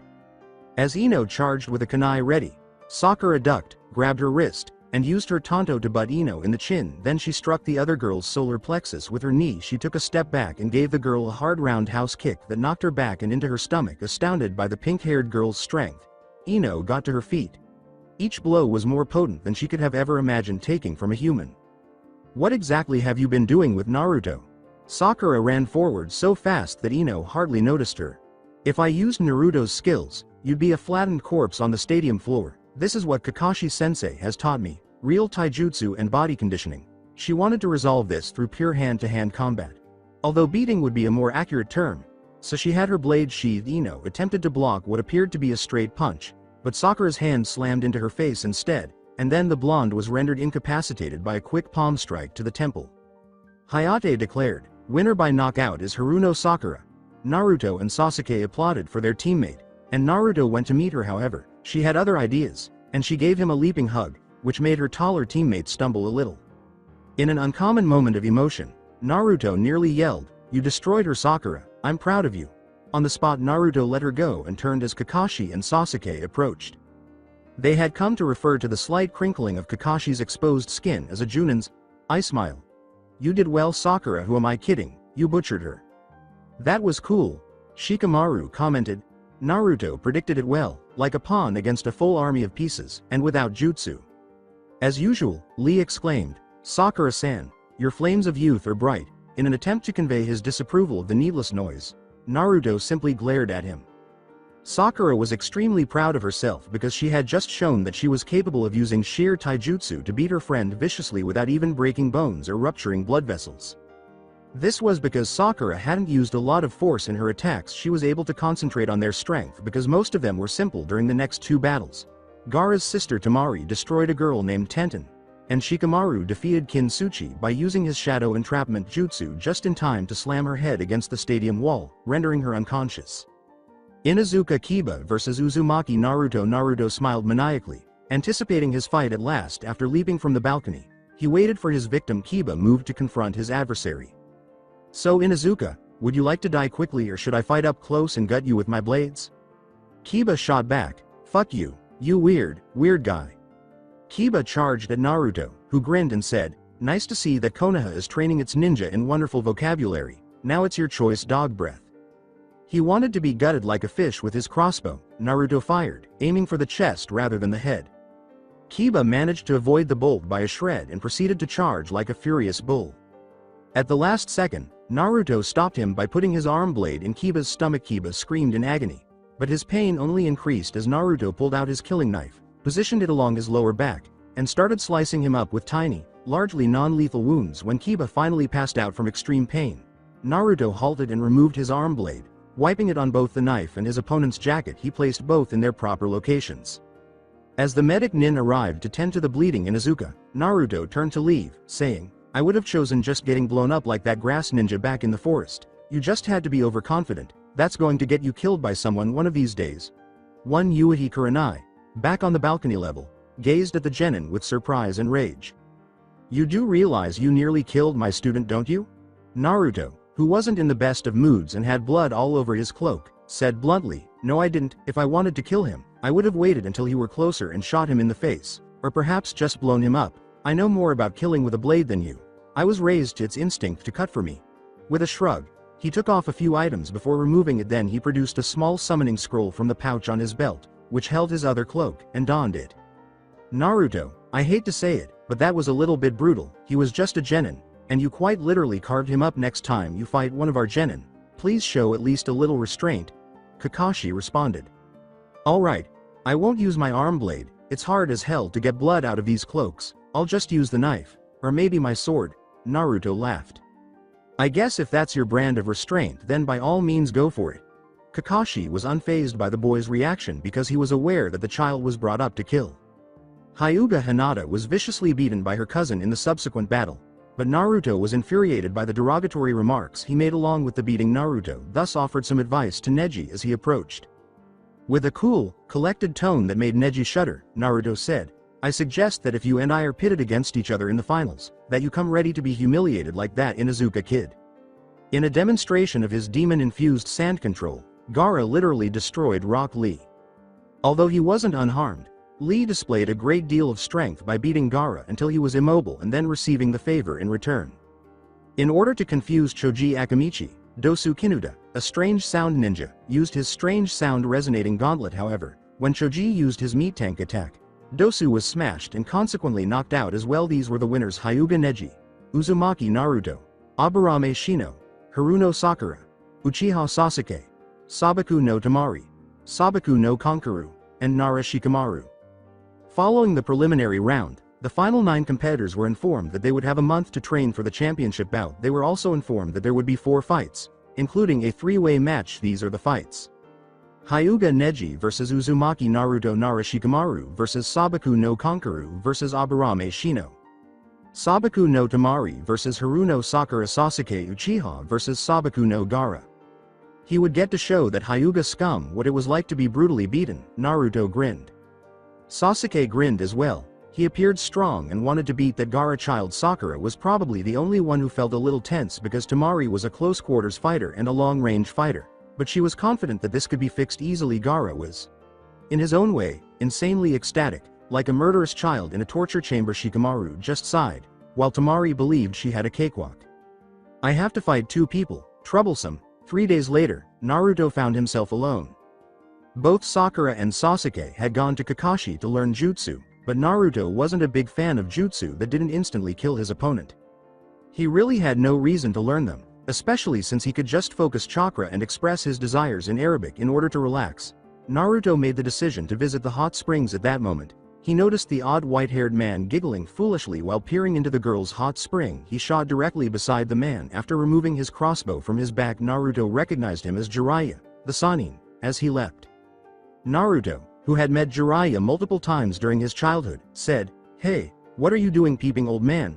without bothering to show him any needless respect. "Oh, Naruto, it's been a long time, how are you doing?" "Bored out of my mind, can you teach me something cool?" "Well, I could possibly show you a jutsu that's more destructive than anything you can possibly conjure with that Arabic you assassins use so often." Jiraiya reached for his hand first slowly, then steadily faster. A blue swirling ball of chakra appeared. He slammed it into a tree, which was now covered in bark chips and leaves. Naruto could only imagine the impact that would have on a human being. "You have got to show me that," he said. Jiraiya gave him a water balloon and said, "Here, use this." "How?" "Break the balloon only using your chakra. Those assassins taught you how to use your chakra, right?"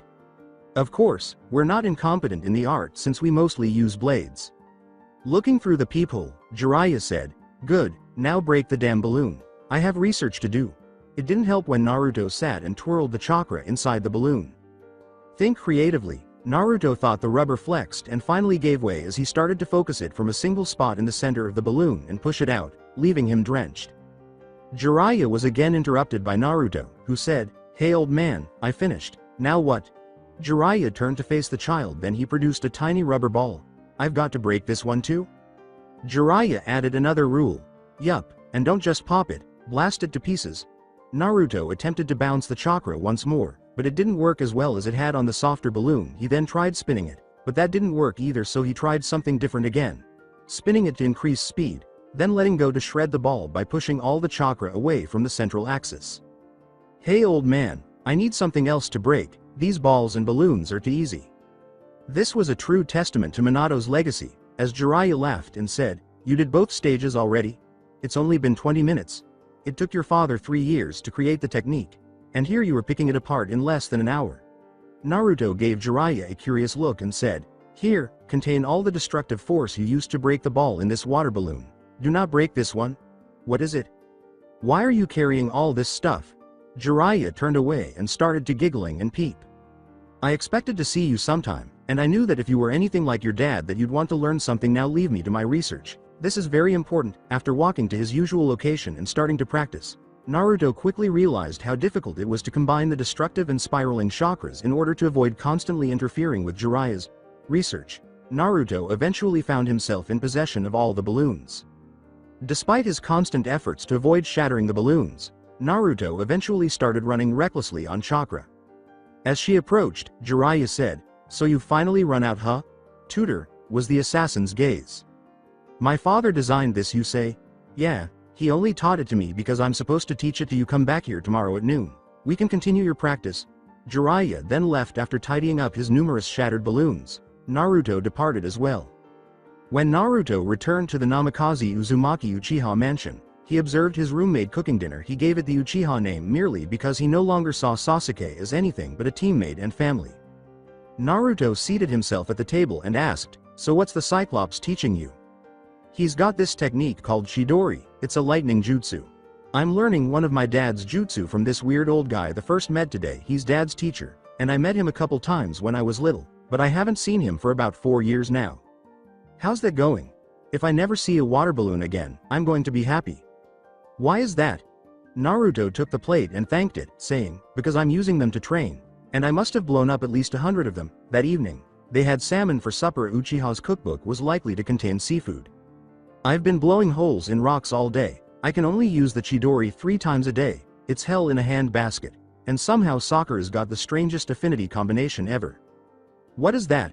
"Fire and earth. I cracked a joke saying how she could throw flaming rocks at people. She decided she's going to try and make such a jutsu, after she gets some better earth jutsu under her belt. That's gonna be a way to beat that Temari girl." Sasuke bit into his salmon and said, "I saw her today. Apparently she and that crazy exam proctor Anko have the same favorite food. I saw them eating dango today." Naruto chose that specific moment to further boost his ego by complimenting his culinary skills, and he had to admit that this was the best prepared salmon he had ever made. After finishing dinner, they each went to their respective sides of the house, took a shower, and then went to bed. Naruto spent the following week honing his jutsu. On the final day of that week, he was able to control the power at last. Although Sakura was still struggling to come up with a name for her jutsu, she had mastered the fundamentals of its physics to send the rocks flying. She would need to create the chakra that formed them and then supercharge them with fire element chakra, which would blow the first boulders into thousands of smaller flaming rocks that would hurtle through the air at high speed. Sasuke was standing in front of a huge boulder that was perched atop another even bigger boulder. The rock had enormous holes in it that had been burned by the many Chidori that were used on it. He eventually discovered how to use his body and even his sword to channel it. Naruto was upset. Why was he angry? One might wonder. Actually, the answer was fairly straightforward. With the exception of Sasuke and Jiraiya, he had hardly interacted with anyone in the last 4.5 weeks since Sasuke did all the grocery shopping and Naruto wasn't the best cook. Sasuke got the food. He hadn't seen Sakura, Kakashi, that strange Nara kid, or even a store clerk. As he stood on a building, Naruto was making plans. If he could get Sakura to go out with him covertly and enjoy themselves, he thought that might be fun. He only needed to recall her residence, and once he did, he needed to enter covertly, wake her up, and prevent himself from being killed and her mother from being awakened. He was getting tired of Sasuke and was unable to fall asleep. Naruto would be completely different when he was bored. Even though his personality is generally calm and cool, an artist who lived in Masyaf once made the decision to illustrate what he believed Naruto would look like if he were constantly pulling loud practical jokes. The image, which featured Naruto wearing a bright orange jumpsuit, goggles over his forehead, his spiky blonde hair held back, and a huge smile on his face, was extremely odd. With a sudden memory, Naruto went to Sakura's house and sat on the roof of the building across from it. All he needed to do was recall which room she was in. Rewind. Somehow, Sakura and Naruto were tricked into going to the movies. He would never fully recall how this occurred, but it was all right because it was only a movie and there was no harm in it. Sakura stopped just before they reached the theater. Sakura took his hand and pulled him back to her house, saying, "I forgot something at my house. We have to go back." Naruto. They went through the door, up the stairs, down the hall, past the first door, and then to the second door. This part was difficult for Naruto to recall. Flashback termination. Naruto now recalled the window through which he was to enter covertly. The Forbidden Kingdom was a kung fu film. But Sakura was a rather odd girl who insisted they watch it. He had half expected it to be more of a drama or something. After halting his mental stalling and locating the appropriate window, he descended to street level and ran up the building without making any noise. Adhering to the wall, he opened the window slowly and crept inside until he felt a blade against his neck. He nearly laughed at how simple it was. Sakura muttered, "Who are you and what are you doing here?" Naruto raised his left hand, letting his arm blade sparkle in the moonlight. With a similarly low voice, he answered, "It's me, Sakura, Naruto." When she realized she was only dressed in her nightwear, a tank top and a pair of tiny shorts, she let out what can only be described as a squeal, and snatched up her blanket, quickly wrapping it around herself. She still muttered, "Naruto, what are you doing here?" but with a hint of annoyance. "I couldn't sleep, you've gotta come with me. I know this really cool place, we need to go there. But I don't have any of my normal clothes on and I'm not getting dressed with you here, plus my shoes are downstairs." He unbuckled his sword, removed his cloak, and gave it to Sakura. "You're a shinobi, right? Just sneak, your parents are civilians, they won't hear you if you want clothing, here." "You're crazy, Naruto." Sakura took the cloak, but as soon as she put it on, she saw how much larger he was than her. Naruto was clearly defined, even though he was only a little over 6 months away from 13 despite being only 5 feet. He was tall for a preteen. His face displayed a fierce determination, and his hair was kept cropped close. He placed his booted foot on her windowsill and buckled his sword and knives, which are fastened to his sword belt, back around his waist. "Meet me downstairs, and don't just lock me out and steal my cloak. I know where you sleep." Naruto cracked a grin. He quietly dropped to the street, waited patiently for Sakura to make a clone of herself, and then got her shoes when she emerged. Swimming in Naruto's garment, he stifled a laugh. He was unaware that he was smaller than the girl. "Don't even think about laughing, it's not funny. This thing is heavy." "What's it made of? Canvas?" "No, it's a secret. The Brotherhood has a lot of them. Let's go. It's almost the right time, you'll know what I mean when we get there." They ran on top of the buildings until they reached a point where remaining on the buildings would not advance them. They headed uphill on a well-traveled trail. The sky started to change from black to dark blue, and Naruto could see the sun just peeking over the horizon. "Come on. We have to hurry." Naruto accelerated their pace, and they kept running until he stopped, at which point Sakura recognized their location. They stood atop Naruto's father's head, atop the Hokage monument. The sun had just begun to rise. There was only one thing Sakura could think of.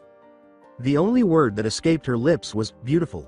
"I know, I come here when I can't sleep. Sometimes I sleep up here on my father's head. I can see everything, but I know that I'm going to surpass him. I've got to." "Why?" As Sakura approached Naruto, he put his arm around her shoulders and she leaned her head against his black-clad shoulder. "Because I've got to be the best Hokage that there is." Naruto kept watching the sunset. Sakura slept on his shoulder as they sat in that position for a long time. Kyuubi. Naruto spoke to his renter boy. "What is it?" Kyuubi gave his walking prison a growl. "Are you prepared to battle Shukaku? We will inevitably have to fight it. We will therefore need to cooperate." "Yes, that Tanuki is the target of my personal grudge. We'll destroy him. I'm going to teach you the fox summoning jutsu while you're asleep. After that, you will be able to call forth foxes to aid you in combat." A number of years prior, Naruto had made contact with the Kyuubi, who promised to assist him in times of need. He had warned Naruto just the other day that if he began to sense demonic chakra from Gaara, he would have to battle him and either kill him or immobilize him. Naruto lay down and fell asleep, being cautious not to wake Sakura. Sakura was the first to awaken and noticed right away that her blanket was lighter than what was covering her. She then recalled that the previous night, she had been lying on Naruto's chest rather than in her bed. Naruto was awakened when she sat up. For a brief moment, Sakura believed she saw red in Naruto's eyes as he woke up and said, "We need to get back to town. I need to get dressed and meet Kakashi-sensei." "All right, I'll come with you, though won't your mom notice your shoes are gone?" "No, I left something in a henge so it looks like my shoes, and a clone in my bed. I just need to sneak into my room, get dressed and go downstairs. You can come up to get your cloak, but you'll have to leave after that." Naruto went to get his cloak and then departed, saying, "Well, I have to go meet the old man anyway. I only have one more day to train before I use the last day off to rest." On the morning of the finals, Naruto was full of energy. He had slept well, but he missed Sasuke's cooking. It had been absent for the past week or so as Kakashi had taken time off to further refine his skills. Naruto dressed a little differently today. He wore a shirt of plated leather armor instead of his usual black t-shirt and black cargo pants instead of his brown ones. He had warned the Hokage about the invasion and had Enbu planted all over the village, ready to strike at any time. After donning his cloak, Naruto put on his gauntlets. He wore greaves and, like Ibiki, wore his Konoha hite over his forehead rather than around his neck in order to have as many projectiles as possible. He doubled the number of bolts and throwing knives he had, buckled his sword, made sure his blades were sharp as usual, and packed a medical kit in his belt kit. Sakura was waiting by the front gates when he arrived. She was wearing the same outfit, but she had a ninja slung across her back, which she claimed was crucial. "Good morning, Sakura, you've come to guard me on my trip to the stadium?" laughed Naruto. She mockingly retorted, "Of course, we can't have Uzumaki Naruto getting attacked on his way to his fight." Naruto straightened his face and said, "Then let's hope no shinobi attack me on the way. But be careful, I plan on fighting Gaara, and if things get out of hand, I may have to release a surprise, and if I do, then you need to stay out of the way, and help the Anbu fight of the sand and sound. Be careful." Naruto sighed. She gestured to the ninja with her thumb, saying, "That's what this is for, Naruto." Naruto put an arm around her and gave her a hug, saying, "Still remember what I taught you. Remember what Kakashi taught you, and stay as safe as a person fighting for their life can." Sakura flushed. Aside from basic gestures like shoulder touches and training exercises, she had always been the one to start any kind of physical contact. After holding her for a while, he realized that he had to be present when it started because he was the first to fight. Just before everything began, Sakura and Naruto arrived. Genma, the exam proctor, was standing there chewing on the end of a senbon needle. He gave a brief introduction to the fighters and the planned order of the fights.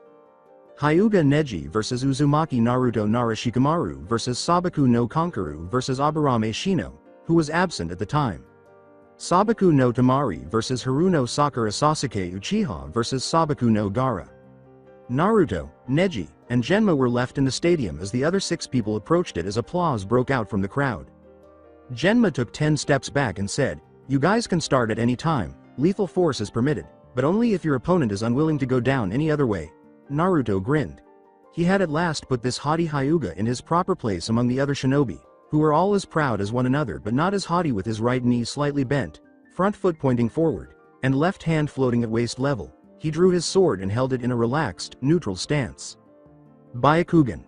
The Hyuga triggered their signature bloodline. Naruto knew he could kill the ninja with a few words, but he was determined to teach him a lesson rather than kill him. When the Hyuga grew weary of waiting and rushed forward, Naruto moved aside to avoid the Hyuga Juken style's darting fingers. He intervened and made the Hyuga double over by punching him in the stomach.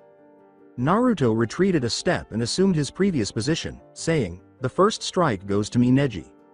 After giving Naruto a fierce snarl, Neji got up and tried to strike his arms, but Naruto just took the hits with his metal-plated gauntlets.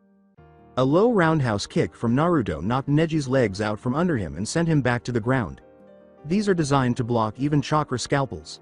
The metal is made specially to deflect chakra-enforced blows. "You've got no chance in disabling my arms." He was able to stand again after Naruto retreated, and this time he targeted Naruto's legs, which Naruto easily avoided with the help of his swordsmanship. He struck Neji's metal-covered forehead with his palm, causing him to stumble. "Stop playing around." Neji then accelerated and launched a barrage of blows. "Hake. Rokujuyan Sho." Neji smirked and said, "You know, you're within my range of divination." 2 strikes struck home, followed by the subsequent volley of 4, 8, 16, 32, and 64. Naruto dropped to his knees. "Who's got no chance now?" After focusing and muttering a few words, Naruto said, I can do something that most can't." Neji then witnessed the 64 Tenketsu points explode with a single, fluid motion. Naruto swung his sword out and slashed his chest open, causing blood gouts to spray out of it. In response, Neji stumbled back. "I am impossible." "No, actually, it's not. You see, if I wanted to kill you, I could simply say, 'Blow up that man there,' while focusing my chakra on you and saying these words in Arabic. Our magic is different than your jutsu, but it's incredibly exhausting, as it requires just as much energy as if I were to plant explosive tags on your body and set each off with my chakra." Naruto took out his sword. "The reason I didn't is because I wanted to teach you the lesson of humility, one that is ground into my bones. In my case, by force of beating, the assassins are incredibly tortuous in their methods. I'm only without scar, save for this one because of my curse." Neji spat. "You know nothing of curses. You think that caged bird seal is a curse? How about Gaara? He has a psychotic demon sealed in him. He hasn't had a wink of sleep in ages. What of Rock Lee, who can't use ninjutsu or genjutsu? He is cursed, but he turns it into his greatest gift. You have great power. Your curse is no limiting factor. Now fight." Naruto used a palm strike to knock Neji's back after driving the Hyuga back with a series of punches, kicks, elbows, knife hands, and even knees. He used a strong palm strike to slam Neji into the wall. The blow was too strong, and he coughed up blood. Naruto waited for Neji to stand before hurrying him once more after he fell to his knees and felt himself flung over 5 meters, landing in a heap. Naruto poked his finger into Neji's cheek and said, "You see, a bloodline and chakra control are nothing. I am beating you senseless without it." Neji, as if baited, attacked at full speed, doing his best to attack the assassin, but to no avail. Naruto simply struck his neck with the pommel, rendering him unconscious. "I hope you learned, Neji." Naruto finally slowed down. "You can clearly not keep up, and I don't want the village thinking I'm some brutal bastard who beats on people slower than I am." He once again drew his sword and blocked the edge. "Now come at me." The victor, Naruto Uzumaki. Naruto left for the stairs as the audience cheered and applauded loudly. Shikamaru shrugged, not wanting to fight that puppet master, and smirked that someone had put that cocky Neji in his place, using only his fists and sword and no projectile. As Shikamaru approached the stairs, he saw Naruto climbing back up. How strong was this kid? He proceeded to descend the stairs and exited onto the dirt floor of the stadium. "Well, I suppose it's my turn to go fight." Genma declared that, "Nara Shikamaru, Sabaku no Gara, since Aburame Shino is not present at this tournament, you two will fight one-on-one. You can start at any moment." Genma took a step back, as he always did, and said, "No deadly force unless your opponent will not stay down otherwise." Shikamaru remained motionless, letting his opponent get what he believed to be a full reading of the Nara. He grinned, drew a number of kunai, and threw them at seemingly random points rather than at his opponent. He then dropped one and disappeared, landing behind Kankuro, who dropped his bundle, which Shikamaru remembered and had taken into account, before starting to make hand seals. Shadow imitation jutsu. Shikamaru's shadow jumped from the shadow each kunai cast and caught Kankuro by his own shadow as soon as Kankuro jumped to get out of the circle of kunai. Because of the bundle on his back, which was twice as big as a normal one, he was able to catch it from a little distance. He grinned and put his hand to his neck, which made the puppet user do the same. Since Kankuru's neck was thicker than Shikamaru's, he was able to squeeze much harder without injuring himself or choking to death. "Surrender or I'll choke you into submission, or here's a better idea." Shikamaru drew a kunai, and Kankuro did the same, placing his own kunai on his throat just a centimeter from Shikamaru's. "You wouldn't?" Shikamaru was about to pull when his opponent declared that he had given up. "I'm a shinobi, of course I would. This is an end to a troublesome fight." The victor, Shikamaru Nara. As the audience erupted in applause, Genma yelled, and Shikamaru grabbed his kunai and placed them in his pouch before making his way to the stands, where he sat beside Naruto and watched Sakura descend to the field. "What can we anticipate from our friend with the pink hair?" Shikamaru inquired. "I haven't been training with her very much, so I can't really tell you. A few days ago, I taught her some swordplay, but she hasn't demonstrated any jutsu to me, thus I'll be just as shocked as you are," Naruto answered. "I have to give you credit for severely beating Neji. Why? He needed to be taught some humility. Al-Tair, and our clan taught us by fist. It's the most effective way to be taught that lesson, to be beaten at your game." "Makes sense, it does. Now let's watch Sakura fight." "Don't you like her?" Shikamaru said. "I can hear it in your speech." Naruto remained silent, unwilling to acknowledge that he was in love with Haruno Sakura. She started her fight by simply jumping back. Tamari pulled out her fan and swung, but Sakura did something odd and fell to the ground, laying flat, while the air blast passed harmlessly over her. She then started the seals, firing off a technique that was essentially a concentrated earthquake. Tamari jumped. Sakura moved in, pulled out her sword, and slashed at the kunoichi. Tamari blocked with her fan, but Sakura grabbed it, pulling herself forward, and then leapt off the fan. Blood poured from Tamari's nose. "You're a bitch." Tamari swung her fan once more, but Sakura used the jutsu to summon her earth affinity and perform swift seals this time. Earth style. Earth shield. She fired off another one after the wind died innocuously against it. Earth style. Earth bullet. She slammed her hands into the barrier, and the whole thing exploded into dozens of flying projectiles. Sakura moved in quickly, as Tamari blocked the bullets with her fan. She didn't expect the kick to the head, however the heavy blow sent her flying back. Sakura landed, and moved in again, jumping high into the air, and performing a fire jutsu. Fire style. Grand fireball. At the other kunoichi, she hurled the tiny sun. Ino watched from the stands as Sakura launched an attack with strength that was unfamiliar to her prior memories of her friend. "Naruto, what did you teach her?" the boy sitting a row down from her asked. "A man on the battlefield is commonplace, but a woman on the field is a true demon. 1. She's only tapped into her chakra reserves. She's grown a lot in the months I've been here. Naruto grinned. She's mostly using Kakashi's teachings, though I did advise her to stay in close and then jump back to demonstrate her skills. She was too good to be a normal genin, but this couldn't last forever. Temari finally got a good hit on Sakura, setting up her Kamaitachi, only to have Sakura block it with her Shield of Earth again. Temari decided to take the offensive role, swinging her massive fan, but she felt it blocked by her opponent's ninja as she then lashed out with a low kick, trying to take out her legs, but Sakura stepped back, dodging the kick, pushed the fan off her, and drew her Tanto, attacking with her longer weapon, then closing the distance, trying to attack with her second one. Earth and Fire style. Sakura storm on fire. Temari was unsure of the technique until she felt the flaming, red-hot stone petals cut at her body. Cauterizing as they did so, Sakura lunged for the final blow, but Temari gave up, indicating that she realized the fight was lost. The victor, Sakura Haruno.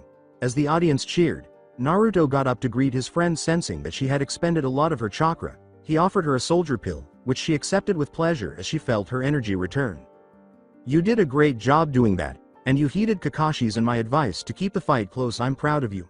Naruto gave her another hug, causing her to flush, and then he sat down beside Shikamaru, with Sakura joining him.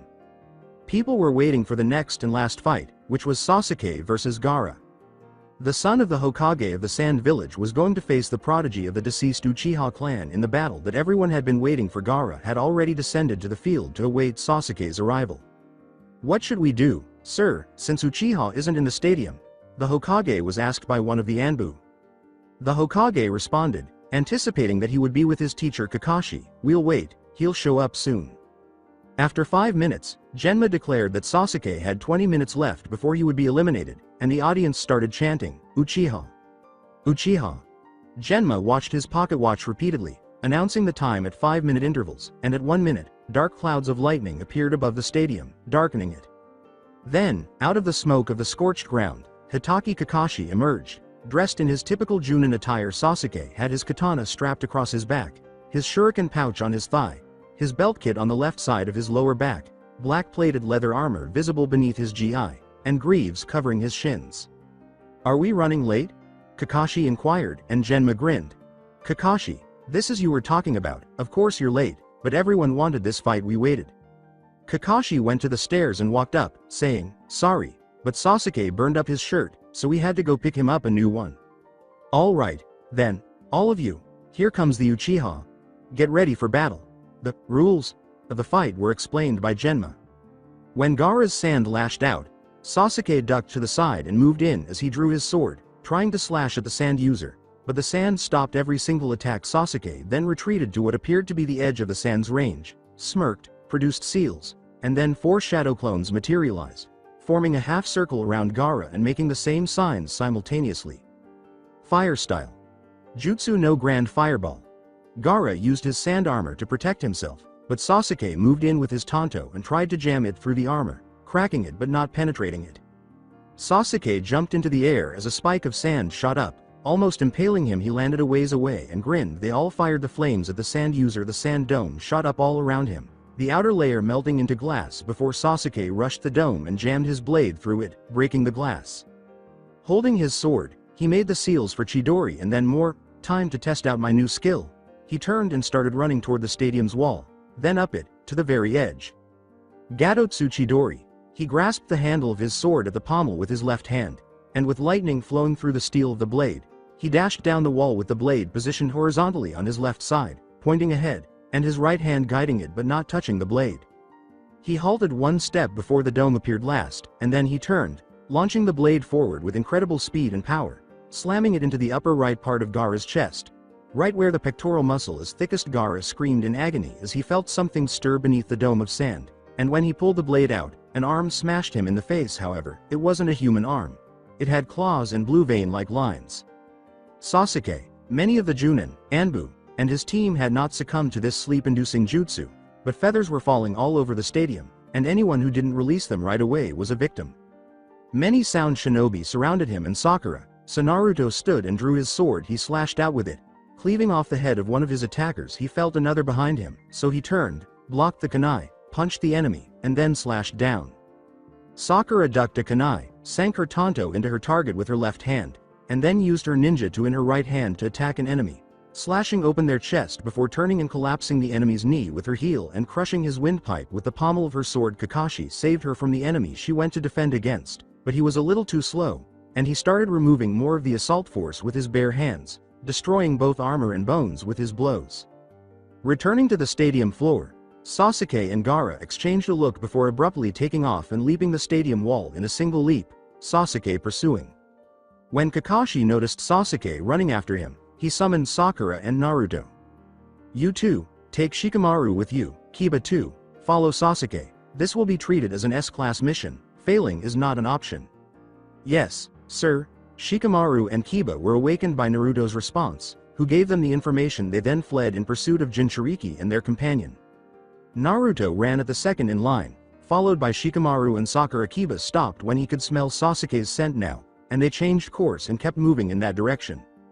Sasuke ran and ran, but Gaara and his strange sand arms were just too damned fast. What would Naruto do?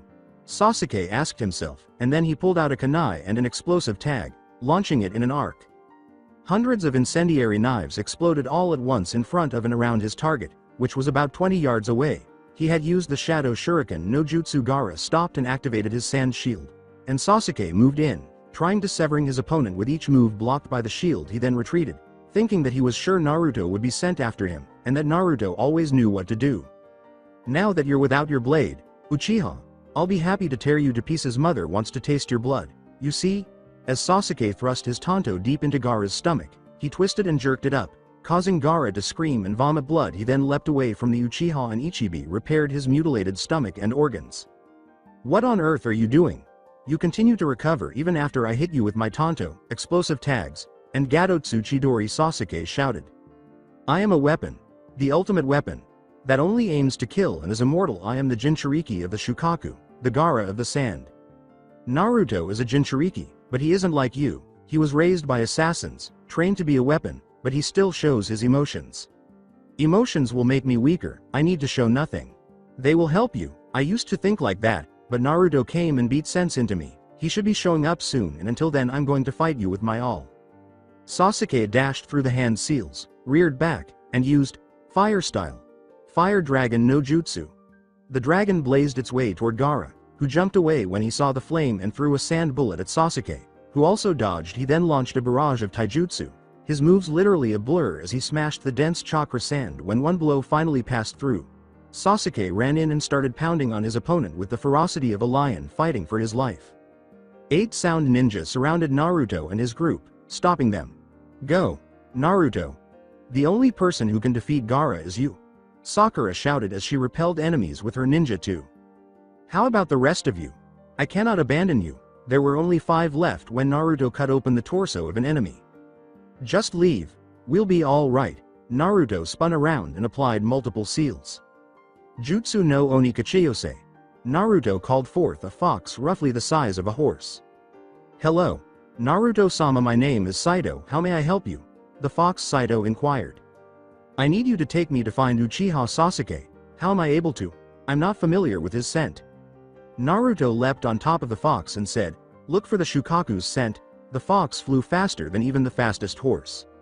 Soon after, Naruto arrived at the scene where Gaara's partially changed state had pinned Sasuke against a tree. Naruto leapt from his fox-back perch and did something Sasuke had never seen before. He threw his sword.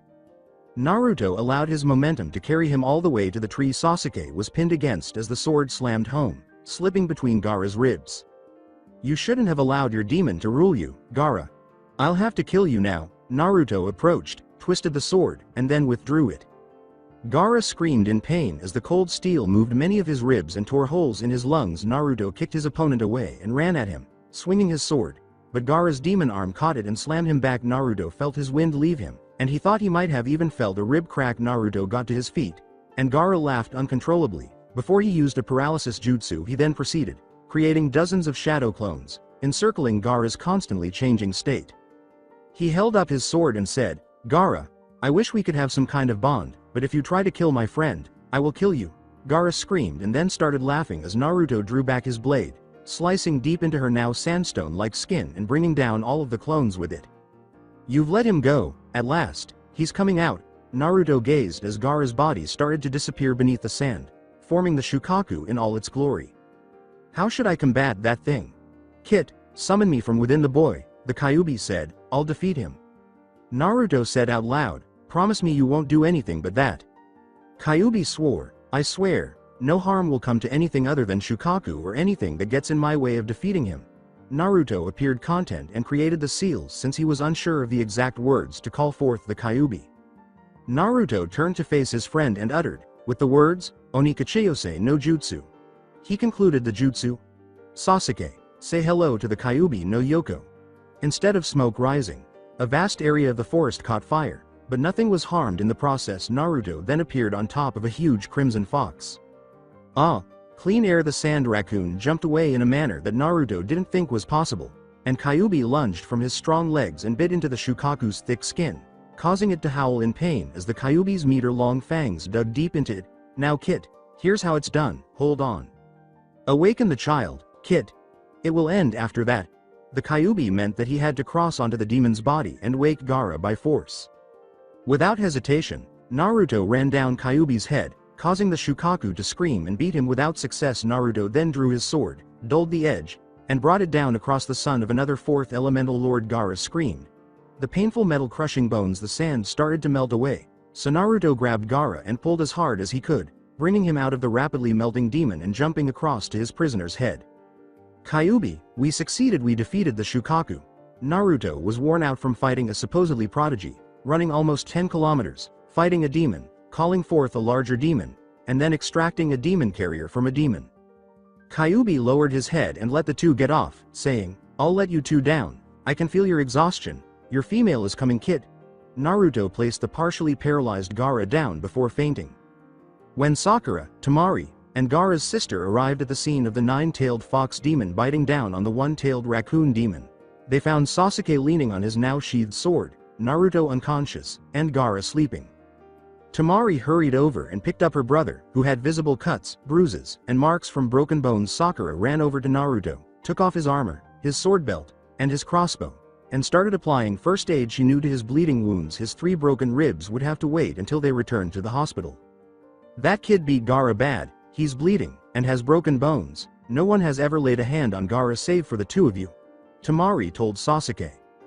Before he collapsed, unconscious, Sasuke exclaimed, he's Namikaze Uzumaki. Naruto, he can do anything, he has to be able to, he's going to be the next Hokage. After 2 days, Naruto was released from the hospital with 3 broken ribs, a cracked ulna about 5 centimeters from the elbow point, and 15 stitches in his side from the Shukaku's claw. He would be out of commission for at least 2 weeks, while Sasuke was in much worse shape, with 2 broken ribs, a broken right clavicle, 45 stitches in total, and a broken nose. Sakura and Kakashi only suffered minor wounds, a few minor cuts, and some bruises, but neither had to fight so hard. Naruto stood up, straining because of the brace they placed around his torso to prevent him from expanding his rib cage too far and breaking the soft tissue that was still forming into what would be his healed bone. He hated breaking bones, healing always took so long. The medical jutsu that ninja used made it go by much faster, so he would wait much shorter periods of time to get back to his duties. Since he was not going to be doing anything for the next 2 weeks, except for attending the Hokage's funeral in 10 days, he didn't bother with all his gear, only his knife and arm blade, the 2 weapons that required the least amount of movement to use. He decided to go see Sakura and Kakashi. They were training at their team's training ground. Naruto walked to the grounds. He didn't see them, which meant they were playing Kakashi's twisted version of hide and seek. He sat and waited. He figured if he did so for long enough they would sense him and show up. About 3 minutes later, they both showed up, greeting him. How is our new village hero doing now? Sakura inquired, and Naruto looked a little perplexed. You mean you haven't heard? Naruto, everyone is talking about you. They're talking about how you defeated the demon of the Sand Village by yourself. That's not entirely true, though I'm sure most people didn't see it. We were a distance out, but Kyuubi helped, and Sasuke, Naruto replied. When the demon killed almost 1,000 of their finest soldiers, Kakashi said, it'd be best not to let the council know about that. Naruto, they're a bit sore on that topic, the whole summoning of the 9 tails. I see, though I imagine that more than a few people would have seen him. I think that it's best to just go and tell them. They're going to go ballistic when they hear you're summoning him. Summons are not permanent, they can be called off. Had he done any harm, I would have done so. Well said, they aren't the most honest people, though, and will misrepresent the facts, so make sure they are aware of that or you risk going to jail. Who will be the next Hokage? I'll do that. Then I've been informed that the third lost his life in combat with Orochimaru. Yes, he did. The council is still debating. They're talking to Jiraiya, who is highly intelligent but claims he isn't qualified for the position. They also asked me for the job, but I declined because I'm not qualified for it. So who? Maybe he can convince his old teammate to do it, though I heard she's quite a bitch some of the time. Kakashi sighed. Tsunade, I've never met her, but surely she can't be that bad. Jiraiya's a pervert, and women hate perverts, so I can see why he would call her a bitch. I heard that she has huge drinking and gambling problems, Sakura continued. Kakashi shrugged when Naruto proposed. Let's go visit Sasuke, he's probably bored out of his skull. Naruto sighed, yeah, I hate the hospital too. He was visiting his best friend and comrade, and he really didn't want to go back. After reaching the hospital, Team 7 located Sasuke's room. They went upstairs and discovered him reading a book. What is that? It is known as the Iliad and tells the tale of Achilles, an ancient Greek warrior. Although the book is good, the descriptions of every topic are excessively lengthy. Where did you discover it? Curious, Naruto asked. Sasuke responded, throwing the book to Naruto. Shikamaru brought it. He said if I wanted something to kill time, this book was a way to do it. I've already read the prequel, the Aeneid, also about this Achilles fellow. Homer is the author. Apparently, even though they were a warrior race, the Greeks had an insane amount of free time. Sakura went on, or a lot of civilians, or both. I met a sailor once when I was an ANBU, he told me Greece was beautiful, and had a lot of ports. Kakashi recounted how he was tasked with killing a man who was escaping from a lord and was seen boarding a ship. When he got on board to apprehend the man, the captain had caught him and started yelling in Greek, so a man who could speak the language translated for him, and they continued to talk. The team listened carefully to Kakashi's story. So Sasuke, if it's any consolation, the doctor said you only have to stay for another 13 days, and you'll be out, informed Sakura.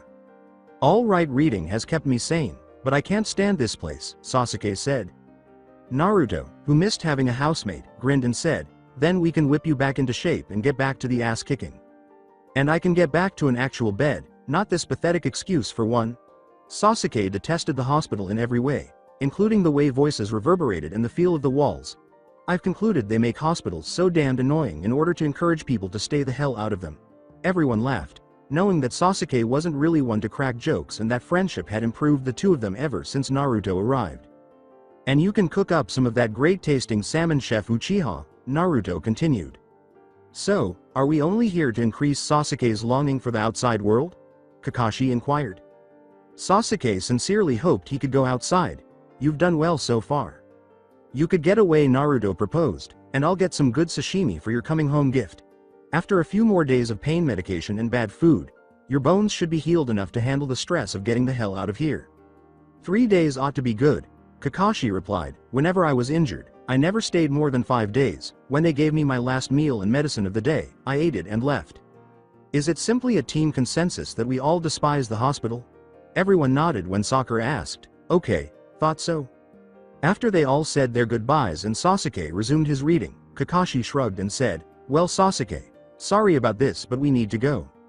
Aware of his limitations at the time, Naruto drew his knife in his right hand and prepared his arm blade as he went to the front door and stood to the side as he opened it. Finding no traps, he proceeded to make multiple clones and had each of them search the house from room to room. When he reached the master bedroom, he saw Jiraiya sitting on his bed. Hey kid, what are you doing here, Jiraiya? I'm coming to look for you. You're joining me in locating the new Hokage. What if I say no? Then the Sound Village is probably going to attack us again if we can't regroup quickly. So, the security of our village is at stake. Naruto went to his closet to retrieve his equipment, but Jiraiya intervened.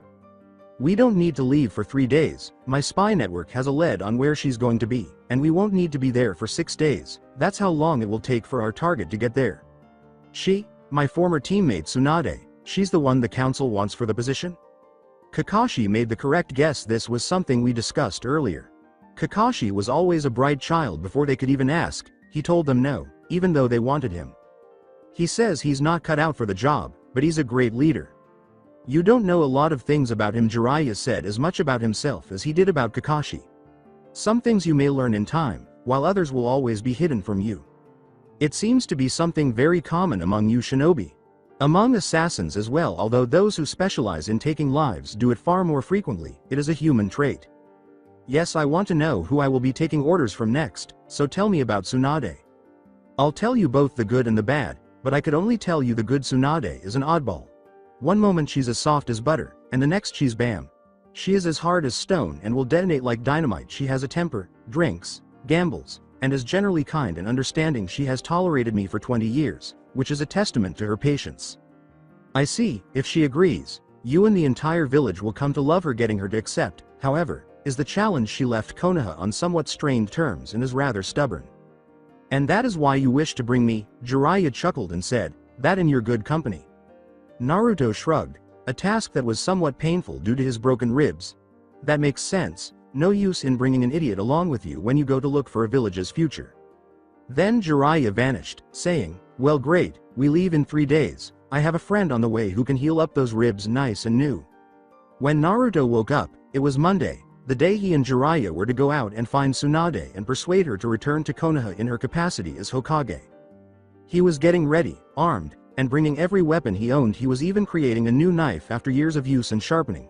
His first and most cherished blade was becoming thin and worn. He wanted to create a new sword as well. He wanted something more appropriate for his increasingly ninja-like style. Not because his existing one was outdated, his arts became more modified and merged with ninja arts the longer he stayed here. Although Kakashi usually sleeps in the wee hours of the morning, he woke up early and experienced an odd sensation after getting dressed. He left his home. When Naruto answered the door after hearing a knock, his teacher Kakashi was standing there holding a cloth-wrapped box. Where's Sasuke's room? Upstairs, down the hall and to the left. Why? He's coming with you guys, I'm gonna pack for him. Naruto arched an eyebrow beneath the hood of his cloak and asked, how do you know? It's what I would have done. He is very much like me and he wants to surpass you more than even killing Itachi. Naruto ushered him into Sasuke's sparsely furnished room, saying, he hides his true potential. After removing Sasuke's backpack from the closet, Kakashi started packing away his belongings. He also opened the box to find a pair of combat boots that looked sturdy and had 3 straps across the top. The boots resembled his. He needed new shoes. He then placed additional weapons, rations, and first aid supplies in the rucksack. I thought he might want some boots. I'm considering getting some too. I wore some when I was in Anbu and they're way sturdier than these sandals, more combat effective too. He strapped the sleeping bag to the top of the rucksack and closed it. I could see Sasuke in Anbu. I may join after I pass the Chunin exam. The Special Forces life is not a pretty one. You will have to do things that no other ninja will. I've killed more people already than most Chunin. I understand the feelings I get from killing. But you don't like them. No, but I've learned to cope. As have we all. He picked up Sasuke's belt sack and katana, which Naruto had sharpened and cleaned, and he also picked up his little pack. Jiraiya, who was perplexed by Kakashi's pack and sword, met them at the gates.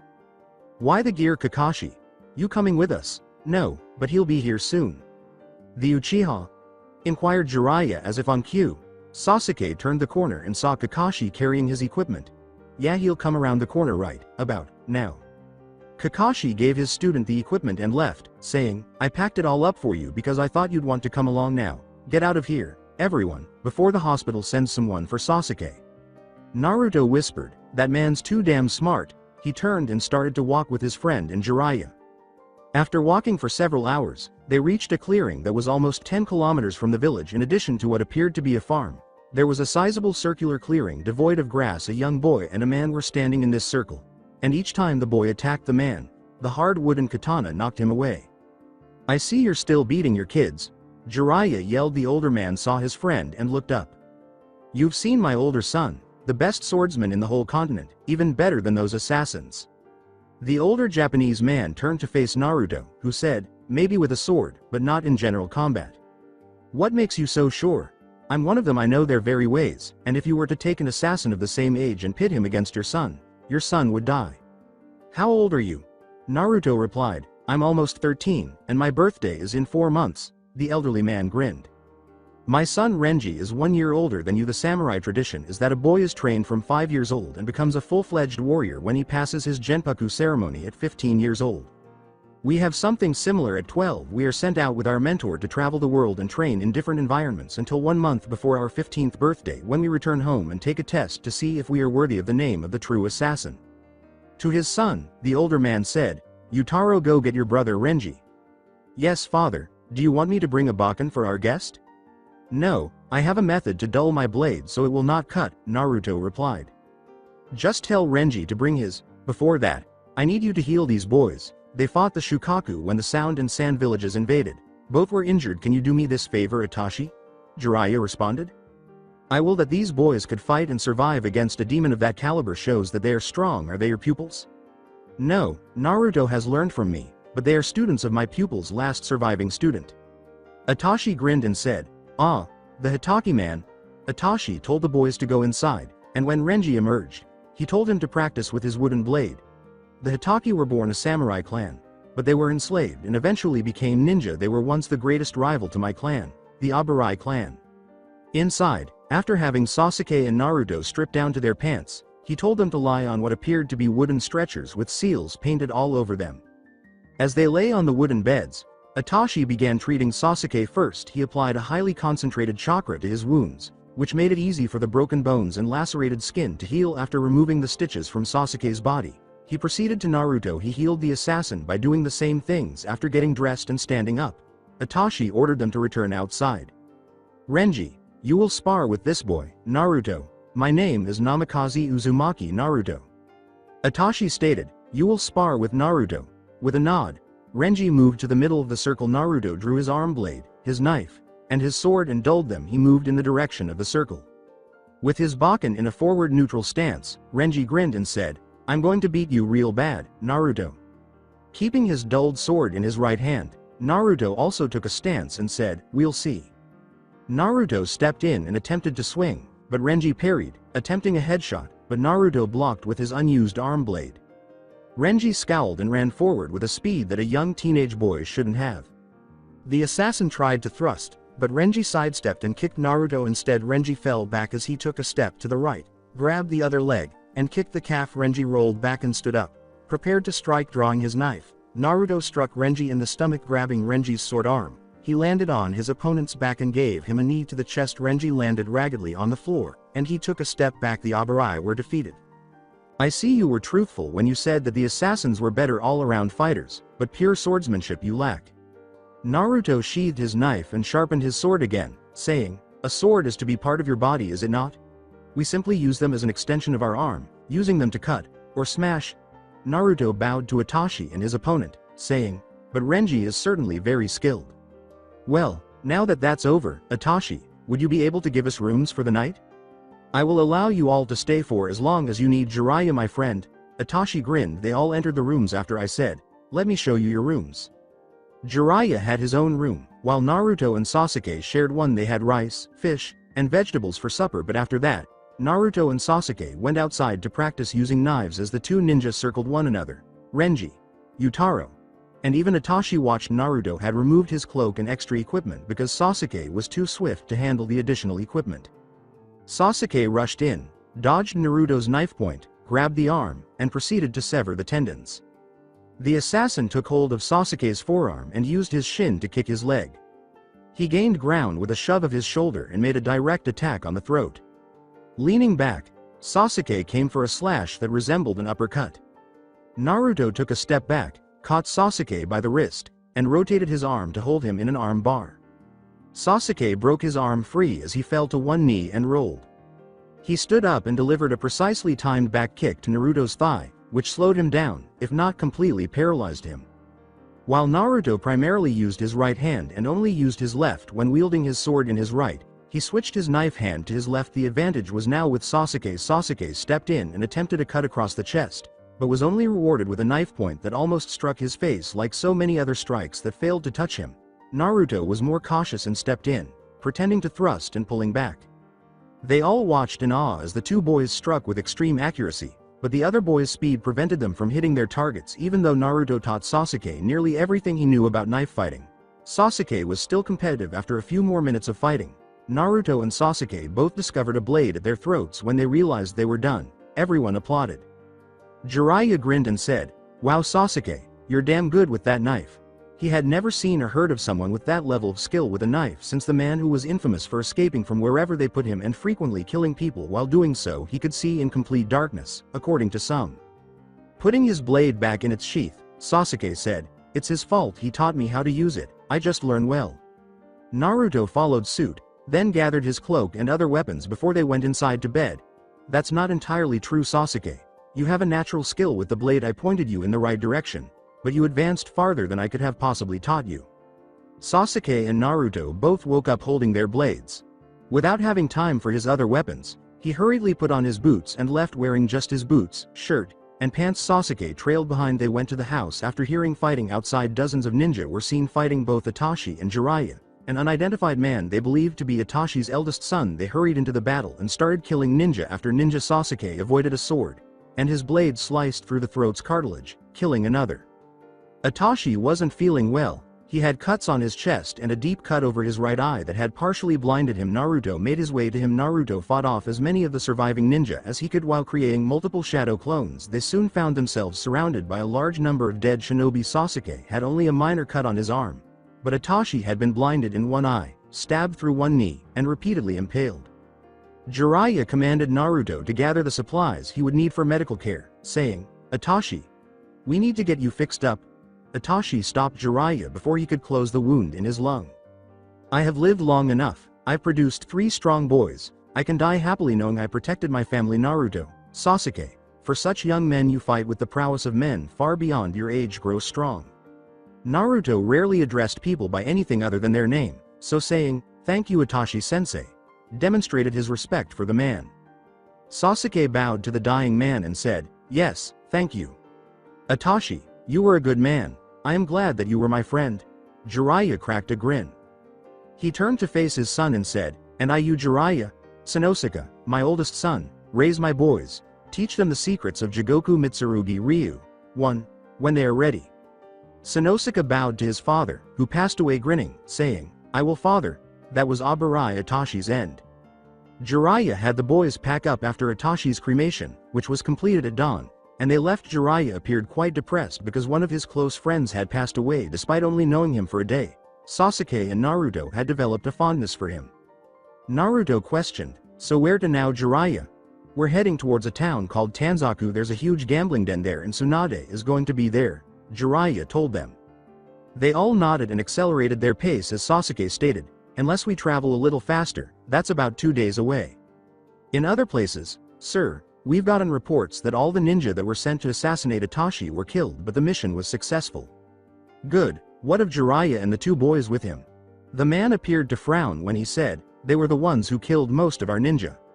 Have some of our elites go to Tanzaku, that's where they're expected to be going." "How many, sir?" "As many as we can afford without compromising our other missions. Bring the Uchiha back alive, I want him here now. Go." "Yes, my lord." With Naruto, when they made their camp, they were only half a day away from their destination. Sasuke finally agreed to the first watch. Sitting there, he experimented with the idea of using his Sharingan for purposes other than simply copying jutsu.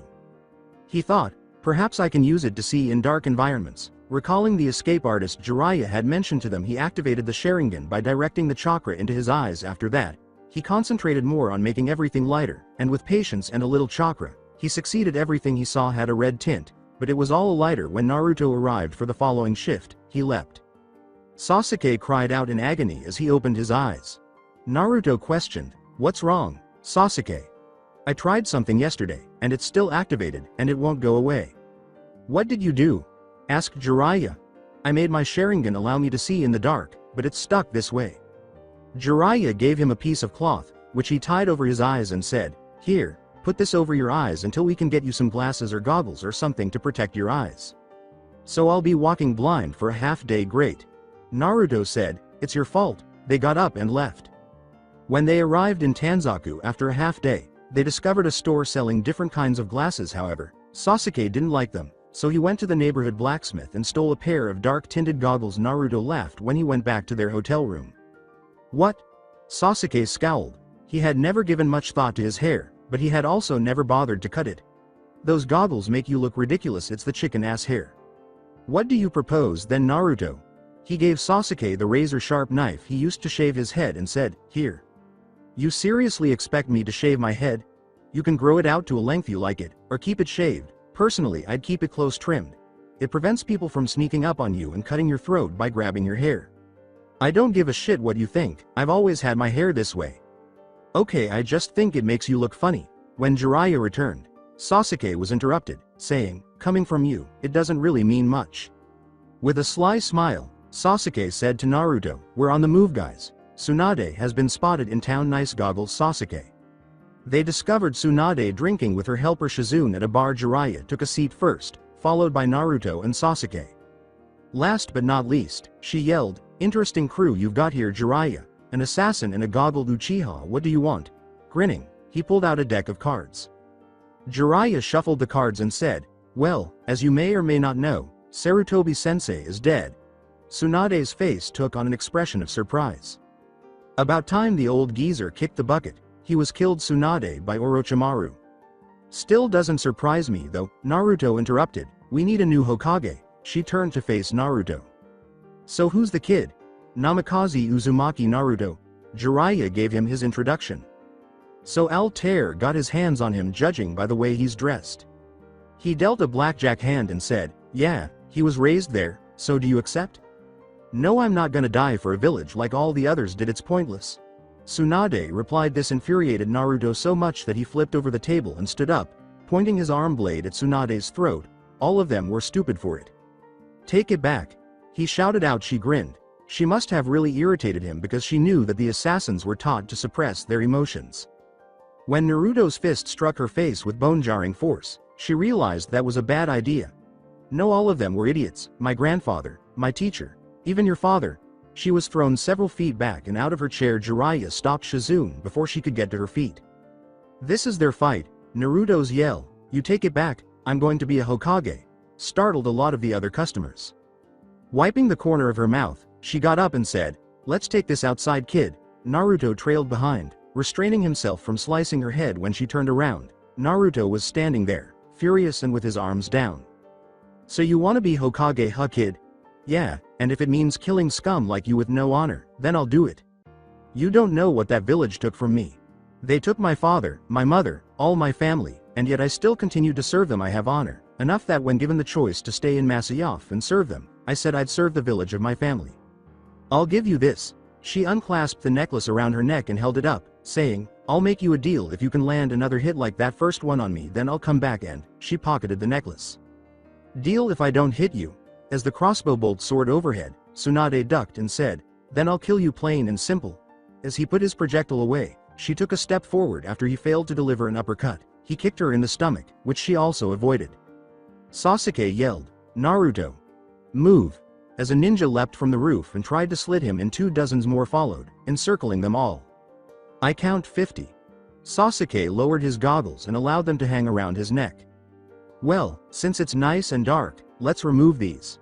He pulled out his sword, his red Sharingan shining brightly. He used his booted foot to crush the skull of one and cut down the first. Jiraiya used a jutsu to release a string of seals, burning several of them before anyone could take action, while Naruto also pulled out his sword. Shizune and Tsunade each used their own fighting techniques, but Shizune refused to fight in a group and swiftly fled, neutralizing ninja who weren't aiming at her with her needle shooter.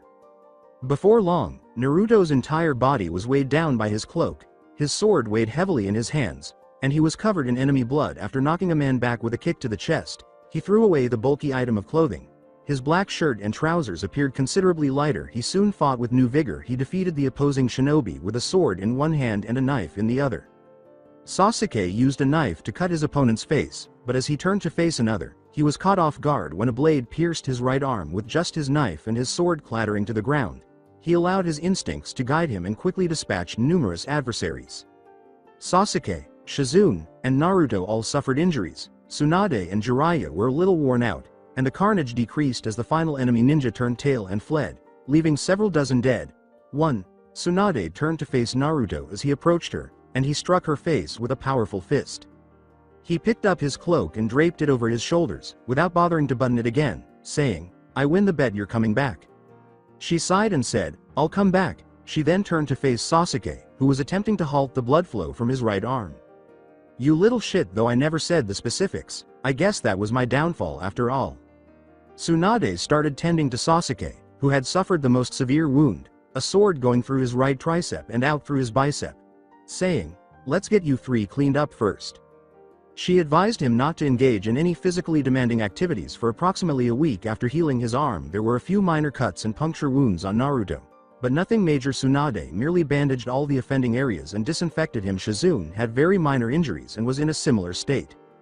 When they left Tanzaku the following day to return to Konoha, Jiraiya gave her an update on the situation, the damage, and the other details. The council had requested he provide. Sasuke and Naruto primarily discussed Naruto's new weapon design and topics that ninjas discuss when they travel. They made better time by traveling at a steady pace and reaching Konoha in a day and a half. Unlike the trip to Tanzaku, they hadn't stopped for a day. Those ninja who had heard rumors of her return grinned at the prospect of having a new leader, while older ninja who knew her waved to Tsunade. When Naruto and Sasuke got home, they immediately started working on their own projects. Sasuke went to take a shower, and Naruto left his rucksack and cloak in his room. Before leaving again, he headed to a shop that carried a wide variety of ninja equipment and started looking around. An older man, who appeared to be a retired ninja based on his scars, asked, "Can I help you?" "Yes, I'm looking for some new gear. What would you recommend in terms of cloaks? The one I had before was made of a thick canvas, but I decided it's time for a change," Naruto replied.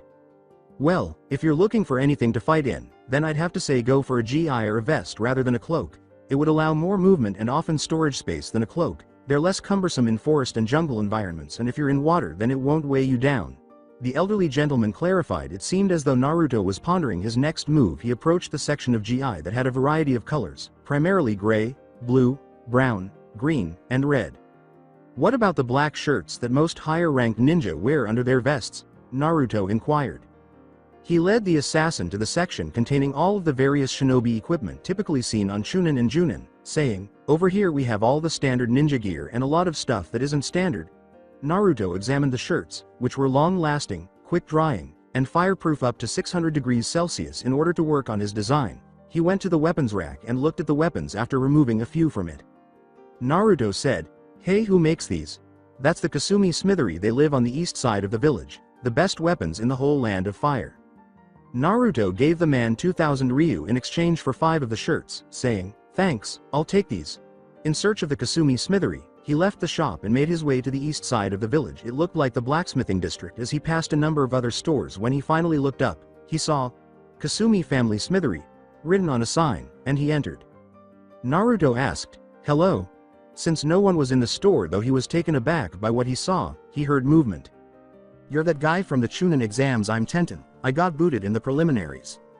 I was looking for the head smith. I'm working on a new design for a sword, but I need a bit of help." Naruto took out his sword and placed it on the counter, saying, "Well, I'm the designer of all our weapons. My dad just makes them. So what kind of weapon are you looking for?" Naruto turned and gestured to the tattoo on the back of his head, saying, "I have this now, and I want something of similar weight, but I want it to resemble a katana. Also I want this symbol put in the blade." "Well, this appears to be made of a titanium iron alloy. Judging by the weight and how sharp it is, you use this one-handed." "Most of the time. That's why I want the same weight in a katana design, so I can use it two-handed too." Naruto followed instructions and was shocked to discover that even his father's swords were heavy. The one he was holding now was perhaps as light as his knife was before he replaced the handles with a lighter metal. "It's easily 3 or 4 times heavier than a katana. Pick that one up over there, the black and red handle." Naruto complied and gave her the knife, saying, "See the difference?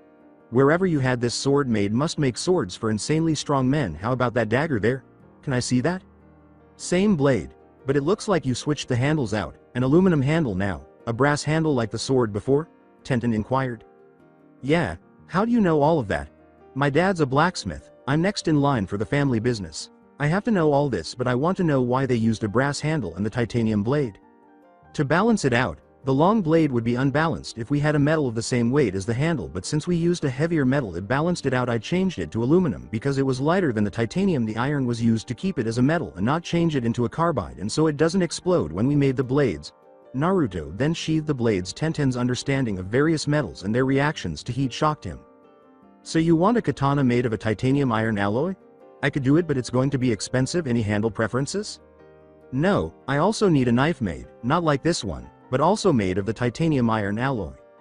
Tenten understood how difficult switching between weapons was, so he said, "I have a perfect idea. I can get them both done in 2 weeks if you want. I can make it a chikudo so it's not too much of a transition, particularly if you've only dealt with one of them before." "Thanks, that'll work. How much will it run me?"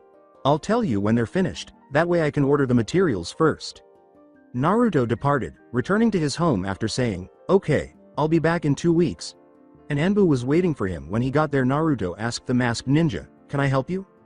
"We need you to report to the Hokage's office, it's important." Naruto easily kept up with the Anbu escort as he ran in the direction of the Hokage Tower. In a matter of minutes, he was standing in the Hokage's office. She produced a scroll and handed it to Naruto, saying, "I've read the reports of the attack on Konoha, and they say you're more than qualified to be Chunin." The Hokage pointed to the disinterested-looking teenager on his left and said, "So congratulations, you and Nara Shikamaru were the only ones to pass the exams." Shikamaru simply shrugged. He wasn't particularly concerned. Tsunade appeared to ponder for a moment before answering Naruto's question. "Thanks, I have a favor to ask. I need 3 weeks leave to go and visit Masyaf." "You can go if you take your team, that's the only way I'll let you go. I don't want any of our ninja traveling by themselves that far north. I'll see if they will allow me to bring them inside the city. Masyaf has never before allowed any outsiders inside the walls of the city." Naruto nodded before turning to leave the office, saying, "Hopefully you can pull some strings then, because if not then you'll have to find some other way to spend your leave." He went to his room as soon as he got home and started writing a letter to Al-Tair, who was now the Brotherhood's active leader. It said, "Al-Tair, how are things in Masyaf? I made Chunin today, and I hope to see you all soon. This brings me to the favor I need to ask you. Tsunade, who is now our standing Hokage due to the death of Sarutobi at the hands of Orochimaru, decided that the only way I can visit Masyaf is if you let my team come. You know Hitaki Kakashi, and my other 2 teammates are Haruno Sakura, who is also skilled but still has a long way to go, and I'm the one who is closest to her in the village. I am aware that it is customary to keep outsiders out of the city, but I beg you to let them in. I promise that they will keep all of the secrets you or any of our brothers let them see until you respond." Naruto using his own messenger bird. Naruto rolled up the letter and dispatched it. Then he stood up to find the rest of his teammates. Sasuke was practicing swordplay with a shadow clone in the training room. Sasuke dropped the sword he was holding and asked, "Hey Sasuke, how'd you like to go to Masyaf?" After witnessing Naruto in battle, Sasuke reasoned that if he could receive even a small amount of instruction from Naruto's teacher in Masyaf, he would be even more powerful. Masyaf was the land Naruto had come from, isn't it? When? I have to wait for Al-Tair to write back, and I have to wait for the Kasumi family to finish my new blades, but when that's finished we're going. Of course I'd come. Naruto turned and walked away, saying, "Good, I have to go find Sakura and Kakashi. I'll see you later." Sasuke picked up his sword and felt foolish for dropping it, but that was a surprising turn of events. At Kakashi's house, Mitarashi Anko answered the door as soon as Naruto knocked. With only a blanket covering her belongings, she asked, "Can I help you?" Naruto insisted he was in the correct location, asking, "I'm looking for Kakashi. Am I at the wrong house?" Anko returned inside and said, "No, this is his house, gimme a sec." A minute later, Kakashi emerged, dressed only in his mask and trousers. Kakashi inquired, "What's up, Naruto?" Naruto didn't know what was happening, but he didn't want to know. "I can come back later if you want." "Nah, it's fine. So what did you want?" "Well, I'm going to Masyaf in a few weeks, but Tsunade wants me to bring you guys along, so I was just seeing if you wanted to come." Kakashi scratched his head and said, "Yeah, definitely, but I thought outsiders weren't allowed in Masyaf? Even Yondaime never got inside." "I know, but Al-Tair will probably make an exception for you guys." Naruto shook his head, and Kakashi returned inside. "Well then, yeah, I guess if that's all then I have something to get back to, so I'll see you later." Exaggerating a shiver, Naruto thought, "I'm going to pretend I never saw that. And I'm never going to mention this to Sasuke." He left for Sakura's residence. Sakura's mother informed him that she was with Ino when he got there. After that, Naruto headed to the flower shop in Yamanaka. They weren't there either when he got to the shop, so he started looking for Sakura and Ino. It wouldn't be difficult to find them if he took to the rooftops in order to join the hunt. He created several dozen clones. One of the Naruto clones finally found the pink-haired shinobi after a good 20 minutes of searching, and he killed himself to give Naruto the information. As he sensed the memories of that specific clone, Naruto halted and turned off the others before approaching his friend. Upon arriving at Sakura's location, he decided to pretend that he had just bumped into her and leapt from the roof behind her into the alley below. Sakura and her companion were strolling when she unexpectedly bumped into a green-vested chest. She looked up to see a ninja staring down at her, and she quickly recognized who it was. "Naruto.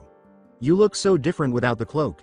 Ino yelled. The vest indicated that he had made Chunin, which made Sakura smile.